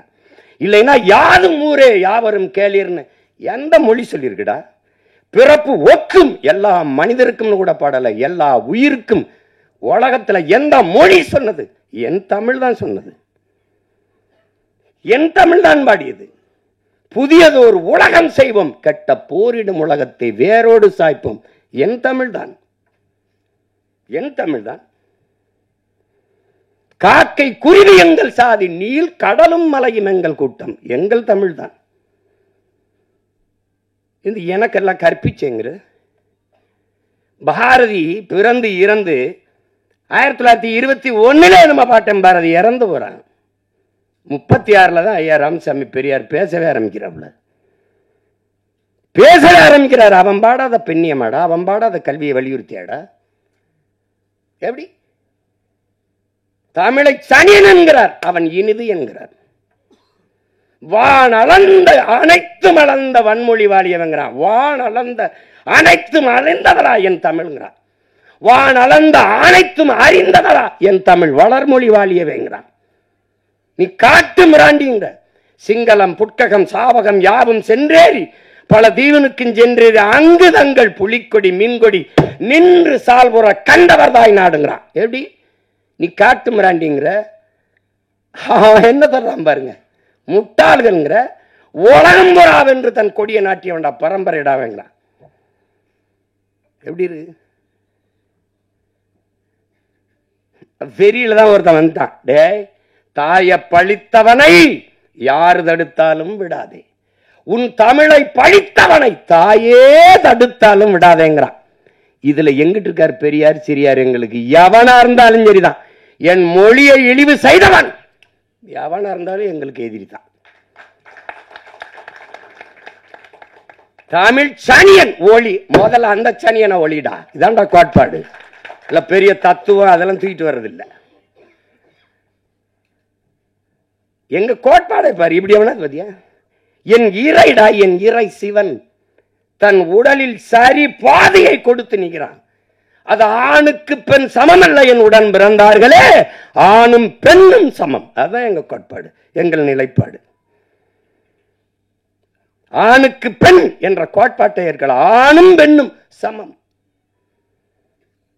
அதை நிறுவி காட்டியவன் எங்கள் உயிர் தலைவன். ஆணுக்கு நிகராக பெண்ணுக்கு அரசியல் செய்ய காவல்துறையிலே, வான்படையிலே, கடற்புடி படையிலே, கரும்புடி படையிலே எல்லாவற்றிலும் சமபங்கை கொடுத்தவன் என் உயிர் தலைவன் மேதகுவே பிரபாகரன் அவர்கள். அதைத்தான் அவன் பிள்ளைகள் இன்று 234 இடம் என்றால் 117 ஆண்கள் 117 பெண்களை கொடுக்க காரணம் அதுதான். இதில் பெருமை ஒன்றுமில்லை, பிறவி கடமை செய்கிறோம், அவ்வளவுதான். பெண்ணை போற்றாத எந்த இனமடா உயர்வடைஞ்சிருக்கு. பெண்ணு என்னது தனியா வந்து ஒப்பந்தம் பண்ணி செய்யற பொம்மை அது. என்னை பெற்றவளடா, என் உடன் பிறந்தவளடா. அதன் போற்றாத சமூகம் எப்படி மேன்மை அடையும்? எப்படி உயர்வடையும்? எப்படி உயர்வடையும்? பெண்ணடிமை தீரு மட்டும் பேசும் திருநாட்டில் மண்ணடிமை தீர்ந்து வருதல் முயல் கொம்பேங்கிறான் புரட்சி பாவலர். அதான் இங்க இருக்கிறது. பெண்ணால முடியாதுன்னு என்ன இருக்குது? அப்ப எப்படி எங்க பாட்டியால முடிஞ்சது, வேலுநாச்சியாரால முடிஞ்சது? நடந்தது நிகழ்காலத்தில். பெண்புலி எங்க தலைவர் வந்து ஒரு இதா கொடுக்குறாரு, ஒரு இலக்கை, இதை போய் செய்யுங்கன்னு. பல முறை ஆண் போராளிகள் நம்ம பிள்ளைங்க போய் பாருங்க, தோற்று வராங்க. போன எல்லாருமே ஆண் புலிகள் தான். ஏன் இதுல பெண் புலிகளுக்கு நம்ம பிள்ளைகளுக்கு வாய்ப்பு கொடுக்கல? ஏன் அவங்க போகலன்னு தலைவர் கேட்கும்போது, நம்மளாலே முடியல, நம்ம பசங்களாலே முடியல, பெண்கள் எப்படி அண்ணான்னு கேட்கும்போது, இல்லை ஒரு தடவை கொடுத்து பாருங்களேன் வாய்ப்பு. சரியாக போய் அந்த இலக்கை வென்று முடித்து வந்தார். உங்களுக்கு தெரியும், நம்மளுடைய அங்கையர்கண்ணி நம்முடைய அக்கால் முதல் பெண் கரும்புலி. உங்களுக்கு தெரியும் எல்லாம். உங்களால் கற்பனை செய்ய முடிகிறதா? என் உடன் பிறந்தார்களே, பேரன்புமிக்க பெற்றோர்களே, சிங்கள இராணுவ கடற்படையினுடைய மொத்த கட்டுப்பாட்டையும் வைத்திருக்கிற ஒரு கப்பல், ஒரு போர்க்கப்பல். அந்த கப்பல்ல தான் மொத்த கடற்படை இயக்கமும் இருக்கு. அதான் இருக்குது, அதுக்குள்ள இருக்கு. அதை தகர்க்கணும். அதை தகர்க்க ஒரு தலைவன் யாரை தேர்வு செஞ்சிருக்கலாம்? ஆனால் ஒரு பெண்மகள், அவள் பேர் அங்கையர்கண்ணி. அந்த அங்கையர்கண்ணி அவள் கரும்புலியாக அவளை தேர்வு செய்யறாங்க. அப்படின்னா நெஞ்சில் குண்டை கட்டிட்டு வெடிக்கணும். அவளே ஆயுதமா மாறணும். அதான் கரும்புலின்னா அவளே ஆயுதம், உயிரே ஆயுதம். அதான் அது. அப்போ போகும்போது அவளுக்கு அந்த 2-3 நாள்ல, நாளை காலையில ஒரு கரும்புலி மறவனுக்கு இந்த நாளில், இந்த கிழமையில், இந்த தேதியில், இந்த நேரத்தில் நான் சாகப் போகிறேன் என்பது தெரியும். ஆனால் மகிழ்ச்சியாக தான் இருப்பான், எல்லாரோட பேசிட்டு இருப்பான், சிரிச்சுட்டு இருப்பான். இந்த நொடியில நம்ம சாக போறோம்னு தெரியும். அப்படி ஒரு மகளுக்கு தெரியுது, ஒரு பெண் மகளுக்கு தெரியுது. அவள் அந்த பெரிய இலக்கை தகர்க்கணும். அதுல 3 நாளைக்கு முன்னாடி காய்ச்சல் வந்துருது. இந்த காய்ச்சல் அடிக்கிறதே சக தோழிகளுக்கோ தோழர் போராளிகளுக்கோ சொல்லிட்டா அன்னைக்கு தகவல் போயிடும். இவங்களுக்கு உடம்பு முடியலன்னா அன்னை நம்மளை பின்னடைய வச்சுட்டு வேற ஆளை தேர்வு பண்ணிடுவாருன்ட்டு அதை விட்டு கொடுக்காம, அதை சொல்லாமல், தன் உடல் நிலை சரியில்லாதையும் சொல்லாமல் அந்த மகளை அப்படியே வச்சு அந்த உடல் அந்த காய்ச்சல் அடிக்கிறதோட அவள் அதிகாலையில் பயணப்படுறா. போய் அந்த தாக்குதலுக்கு ஒரு மாலையில் இப்போ கிளம்பி எல்லாரும் போய் இரவில் இன்னும் இருக்குது, நாங்கள் ஆவணப்படம் வச்சு வெளியிட்டோம். பயணம் அனுப்பி வைக்கிறாங்க. தன்னுடைய சகாக்கள் எல்லாம் போய் ஒரே மகள் 36 கிலோமீட்டரை ஒரு கடும் குளிரில் கடலுக்குள்ள தனி மகளா, ஒரு பெண்மகள் ஒரே மகள் அந்த குளிர்ந்த அடர்ந்த குளிருக்குள்ள ஆழ்கடல் நீஞ்சி போறா. 36 கிலோமீட்டரை 13 மணி நேரங்கள் ஒரே மகள் தனியாக நீஞ்சி போய் இந்த இரவு முடிஞ்ச அடுத்த பகல் தொடங்குற இந்த 12 மணிக்கு நடு உள்ள போய் அந்த கப்பல்ல போய் நின்று நடு கப்பலை அடிச்சு தகர்த்து எரிஞ்சா பாரு. உலகம் திரும்பி பார்த்து, ஒரு மகள், ஒரு பெண் மகள். குலதெய்வம் எப்படி உருவாகுதே?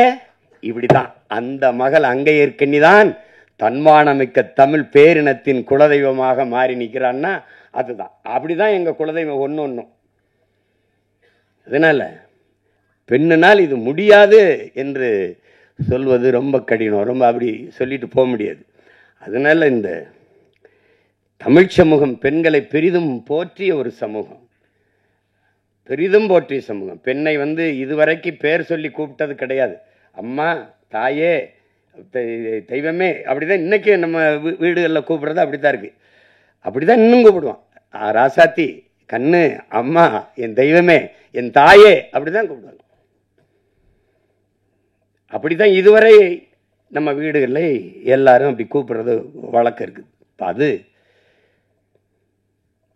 வரலாற்றில் புறக்கணிக்கப்பட்ட நிராகரிக்கப்பட்ட இனத்தின் மக்கள் ஒரு நாள் தங்களுக்கான வரலாற்றை தாங்களே எழுதுவார்கள் என்று அறிவாசான் அண்ணல் அம்பேத்கர் சொல்றார் என்றால் அது சும்மா அல்ல.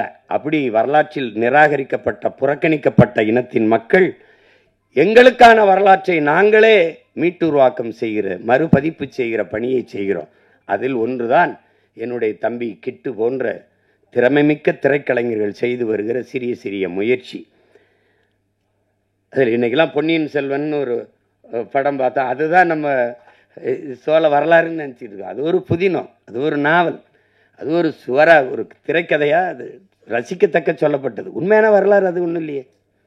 ஆதித்ய கரிகால என்ன தற்கொலை பண்ணி செத்து போட்டான்னு ஒரு கதை, காதல் தோல்வியில் செத்து போனான்னு வருது. அது சரி, என்ன பண்ணுறது? அது அப்போ உலகெங்கும் ஒவ்வொரு இனத்தையும் வரலாறு தான் வழி நடத்துது. அப்போ என் இன வரலாறு தான் என்னை வழி நடத்தணும். ஆனால் எனக்கு ஒன்று வரலாறு இல்லை. அப்போ அதுதான் இங்கே இருக்கிற தடுமாற்றத்துக்கு காரணம். அதுதான் உங்களுக்கே தெரியும். தமிழருடைய அரசியல் வரலாறுன்னா இதுதான் இருக்குது, இதுதான் இருக்குது. அதை பேச மாட்டாங்க. நீங்கள் அதை சொல்லவே மாட்டாங்க. ஆகப்பெரும் மேதைகள் அறிஞர்கள் வாழ்ந்த நிலம் இது. ஜீவானந்தம் சிங்காரவேலரை தாண்டி இங்கே வேணுமா? அயோத்திதாரசர், ரெட்டமலை சீனிவாசன், MC ராசாவோட தலைவர்கள் உங்களுக்கு வேணுமா? இல்லை அவங்களாம் தலைவராக தெரியலையா? பெரும் பெரும் மேதைகள் வாழ்ந்திருக்காங்க இந்த நிலத்தில். தன்னலமற்று உண்மையும் நேர்மையுமாக இந்த மக்களுக்கு வாழ்ந்து மறந்திருக்கான். கக்கன் தாத்தா காமராஜர், தாத்தா கக்கன், தெய்வ திருமகன் தாத்தா முத்துராமலிங்க தேவர், எவ்வளவு பெரிய மேதைகள் இந்த நிலத்தில் இருந்து வாழ்ந்திருக்காங்க. அந்த வரலாறுலாம் புறக்கணிக்கப்பட்டிருக்கு. தமிழனுக்கு எவன் தலைவனாக வந்தாலும் சாதி மதத்துக்குள் தள்ளுவான்.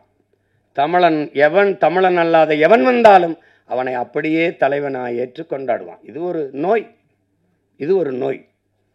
சீமான் வந்தா என்ன ஆளுக, அப்படிதானே என்ன ஆளுக, நம்ம ஆளுகளா அப்படின்னு என்னையே கேட்டான் தோல் மேலே கைப்பட்டு. நீங்கள் என்ன ஆளுகன்னு. நான் சித்தாளுக, உங்கள் வீட்டில் பூச்சி வேலை இருந்தால் சொல்லுங்கள், பூசிட்டு போகிறேன்னு. அது தெரிஞ்சுக்கிற ஆர்வமாக இருப்பான். விசாரிப்பு எப்படி விசாரிப்பான்னு நினைக்கிறீங்க? நீங்கள் எந்த ஊர்? ராமநாதபுரம், சிவகங்கையில் எந்த ஊர்? அப்பா என்ன எவ்வளோ பார்க்குறாப்புல? அப்பா அவன் சொந்தக்காரன், அவன் சாதிக்காரன் பேரவர்னு சொல்லி அவர் உங்களுக்கு என்ன வேணும்பா?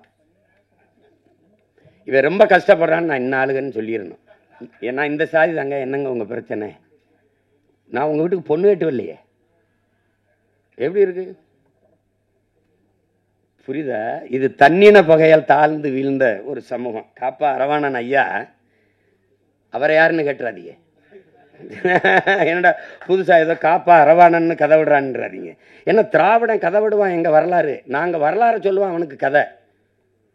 அப்போ அதில் அவர் என்ன சொல்றார்? இந்த தமிழன் வீழ்ந்ததுக்கு தமிழன் ஏன் அடிமையானான்? அந்த புத்தகத்தை தமிழ் இளம் தலைமுறையினர் என் உயிரினும் இனியை உடன் பிறந்தார்கள் ஒவ்வொரு படிக்கணும். சின்ன புத்தகம் தான். அதில் என்ன சொல்றாரு? தமிழனுக்கு இந்த அடிமையானதுக்கு முதல் காரணம் போர்க்குணம் இன்மை. அதுக்காகவே சொல்றாரு, முதலில் பண்பட்ட இனம் நாகரிகம் அடைந்த இனம் போர்க்குணம் அற்று போகுங்கிறார். முதலில் பண்பட்ட இனம் போர்க்குணம் அற்று போகும். எப்படின்னு கேளுங்களேன்.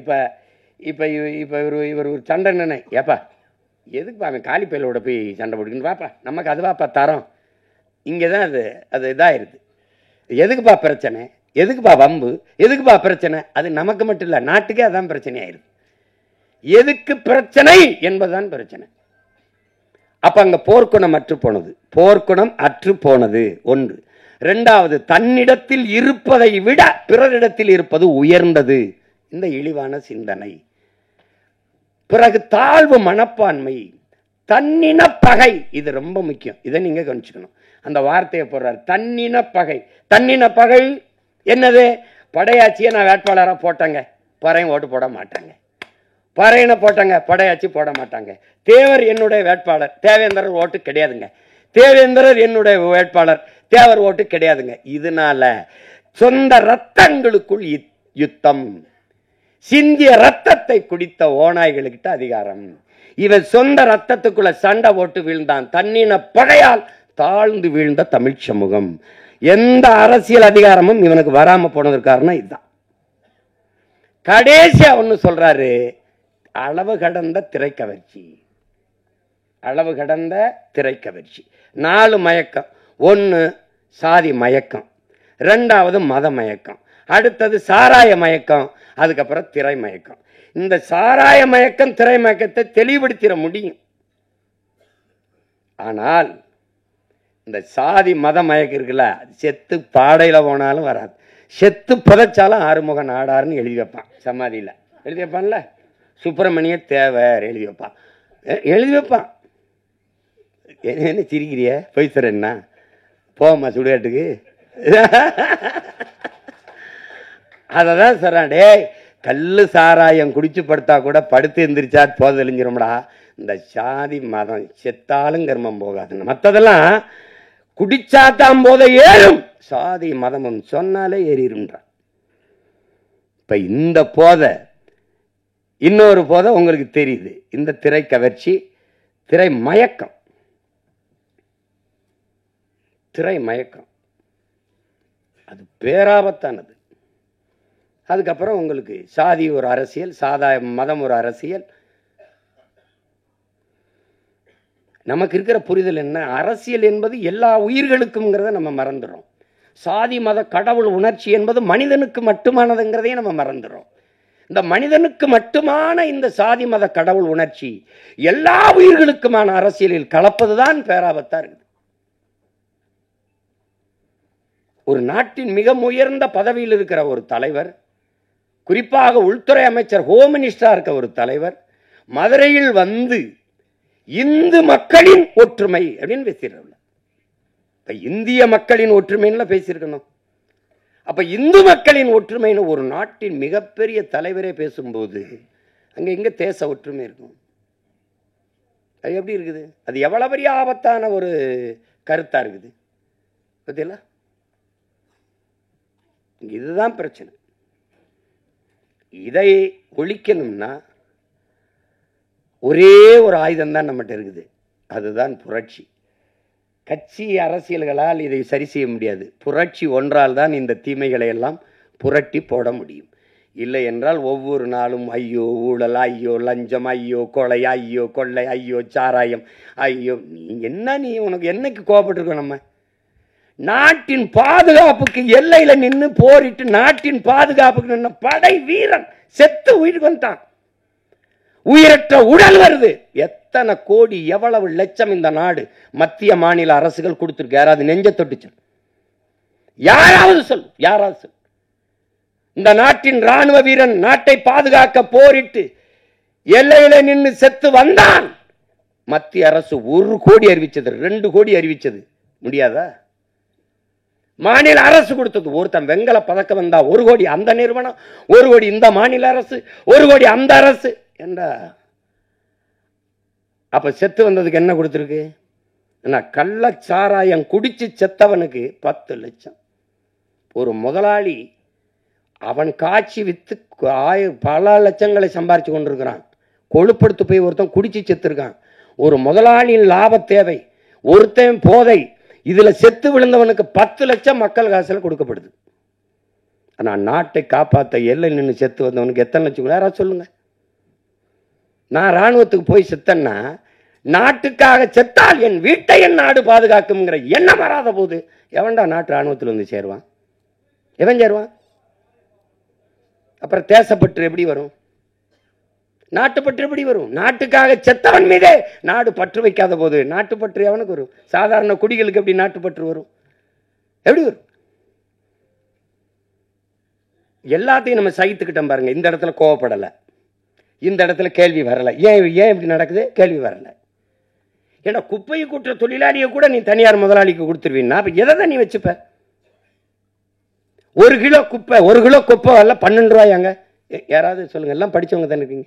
1 கிலோ குப்பையை அள்ளி எடுக்க 12 ரூபாயா? ஒரு கழிவறையை கழுவி முடிக்க 350 ரூபாயா? 350 ரூபாய்க்கு ஒரு கக்கூசு கழுவிக்கலாங்க உங்க வீட்டில்? நீங்க சிரிக்கிறதுக்கு சொல்லல, கோவப்படணும்.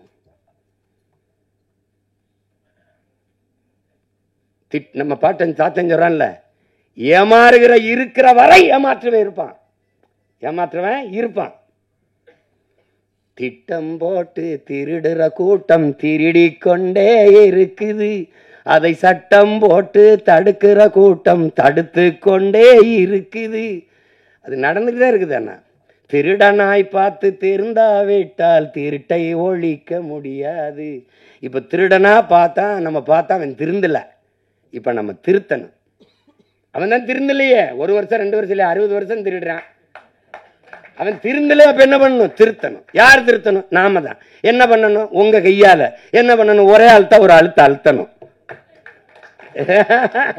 என்னது? ஒற்றை விரல் புரட்சிங்கிறது சரிதான். அது தெரியல. அவங்க உட்கார்ந்துருக்கிற அவங்கெல்லாம் அதிகாரம் அது நாம கொடுத்ததுங்கிற எண்ணம் நமக்கு வரணும். நம்ம போட்ட ஒத்த ஓட்டில் வந்த வலிமை தான் அதுன்னு வரணும். உங்களுக்கு என்ன வரணும்? அதுதான் முக்கியம். இங்கே அப்போ அங்கேதான் மாறுதல். அதுதான் அண்ணல் காந்தியடிகள் உலகத்தை எப்படிப்பட்ட மாறுதலுக்கு கொண்டு வர நினைக்கிறியோ அதை உன்னிலிருந்து தொடங்குடாங்கிறார். நீங்கள் நான் என்னிலிருந்து தொடங்குறேன், நீங்கள் உங்களிலிருந்து தொடங்குங்க. நம்மிலிருந்து நல்ல மாற்றம் தொடங்கட்டும். நான் 6 மாதத்தில் தேர்தல் வருது, அப்போவாவது ஒரு மாறுதல் வருதான்னு பார்ப்போம். அதான் ரொம்ப முக்கியம். என்ன ஐயா மனே?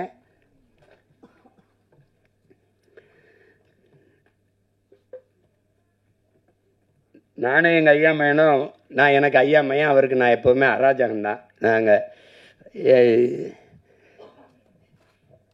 உங்களுக்கு தெரியும், எங்கள் அப்பா தமிழ் கடல் நெல்லைக்கண்ணன் எங்கள் அப்பா. அவங்க எப்போவும் என்னை மகனே ஐயான்னு தான் அழைப்பாங்க, மகனேன்னு அழைப்பாங்க.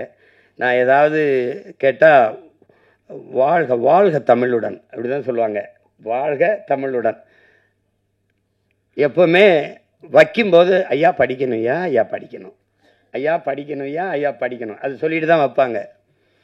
அப்படி எங்களை தமிழ் பால் ஊட்டி வளர்த்த தாய் தந்தை எல்லாமே எங்கள் அப்பா தான். எங்கள் அப்பாவுடைய அன்பு மகன் எங்கள் ஐயா மகன் சுகா அவர்கள். பெரிய அறிஞர், அமைதியாக இருப்பார், பெரிய எழுத்தாளர், பெரிய ஆற்றலாளர், பெரிய திரைக்கதை. அது அந்த என்னென்னா, எங்கள் அப்பா இளையராஜாவுக்கு முன்னாடி நான் ஒரு காரியம் சாதிக்கணும்னா பாடி காட்டினா போதும். நீ பாடாத நான் செய்கிறேன்ருவாங்க. எங்கள் அப்பாவுக்கு முன்னாடி பாடி காட்டுவேன்னா நீங்கள் என்ன வேணாலும் நினைச்சுக்கிறீங்க, நான் பாடி காட்டுவேன், பாடுவேன். அது ஒரு தடவை என்னை கூட என் முன்னாடி நீ பாடி காட்டுறான்றாப்புல. அப்பா நான் சொல்லிட்டு தானே பாடினேன். என்ன தெரியுமா அதில் அந்த வானத்தை போல மனம் படைச்ச மன்னவனே அப்படின்னா நல்லா இருக்காப்பா, நான் பாடிடுறேன். இல்லைடா நீ என் முன்னாடி உங்கள் முன்னாடி தான் பாடி காட்ட முடியும். அப்படி ஏன் அவர் பாடும்போது ஒரு கோவம் வராதுன்னா, அவர் சுதி சுத்தமாக பாடுவார், இசை தெரியும், எனக்கு தெரியாது. அதனால அவர் ஒரு மெட்டு போட்டு வச்சுருப்பார், நான் ஒன்று பாடி விடுவேன். அதில் டே தயவு செய்து பாடாதரா, நீ என்ன சொல்றியோ செஞ்சிடண்டா. அது மாதிரி அவ்வளோ ஒரு இது. எங்கள் ஐயாமே சொன்னதெல்லாம் உண்மைதான். ஏன்னா உங்ககிட்ட சொல்கிறதுக்கு என்ன, நான் முத மேடையில் எப்படி பேசுறதுன்னு எனக்கு யாரும் கற்றுக் கொடுக்கல. 5 வயசில் எப்படிலாம் மேடையில் ஏறி பேசணும் அப்படின்னு கற்றுக் கொடுக்கல. எப்படி சண்டை போடணும்னு தான் 5 வயசாக இருக்கும்போது ஒரு சிலம்பு கம்பை கொடுத்து கற்றுக்க சொன்னாங்க. அப்புறம் 10ஆவது படிக்கும்போது கராத்தே வகுப்பில் போய் சேர்த்து விட்டாங்க. முதல்ல சண்டை தான் கற்றுக்கிட்டேன், அப்புறம்தான் பேச கற்றுக்கிட்டோம். மேடையில் பேசும்போது ஒருத்தன் குறுக்க பேசிட்டு இருந்தா முதல்ல கற்றுக்கிட்டது ஞாபகத்துக்கு வந்துடுது. அவங்கெல்லாம் நிறுத்திக்கிட்டு இருக்காங்க, நான் போய் அடிதடியில் ஈடுபட்டு இனிமேல் சிறைக்கு போகிறேன்னு. சிறையிலிருந்து தான் கட்சி ஆரம்பிச்சிருக்கேன். அதையும் கவனத்தில் வச்சுக்கிட்டு பேசணும். நான் ஆள் வச்சு அடிப்பேன்னு நினைக்கிறாங்க, நானே போய் அடிப்பேன்.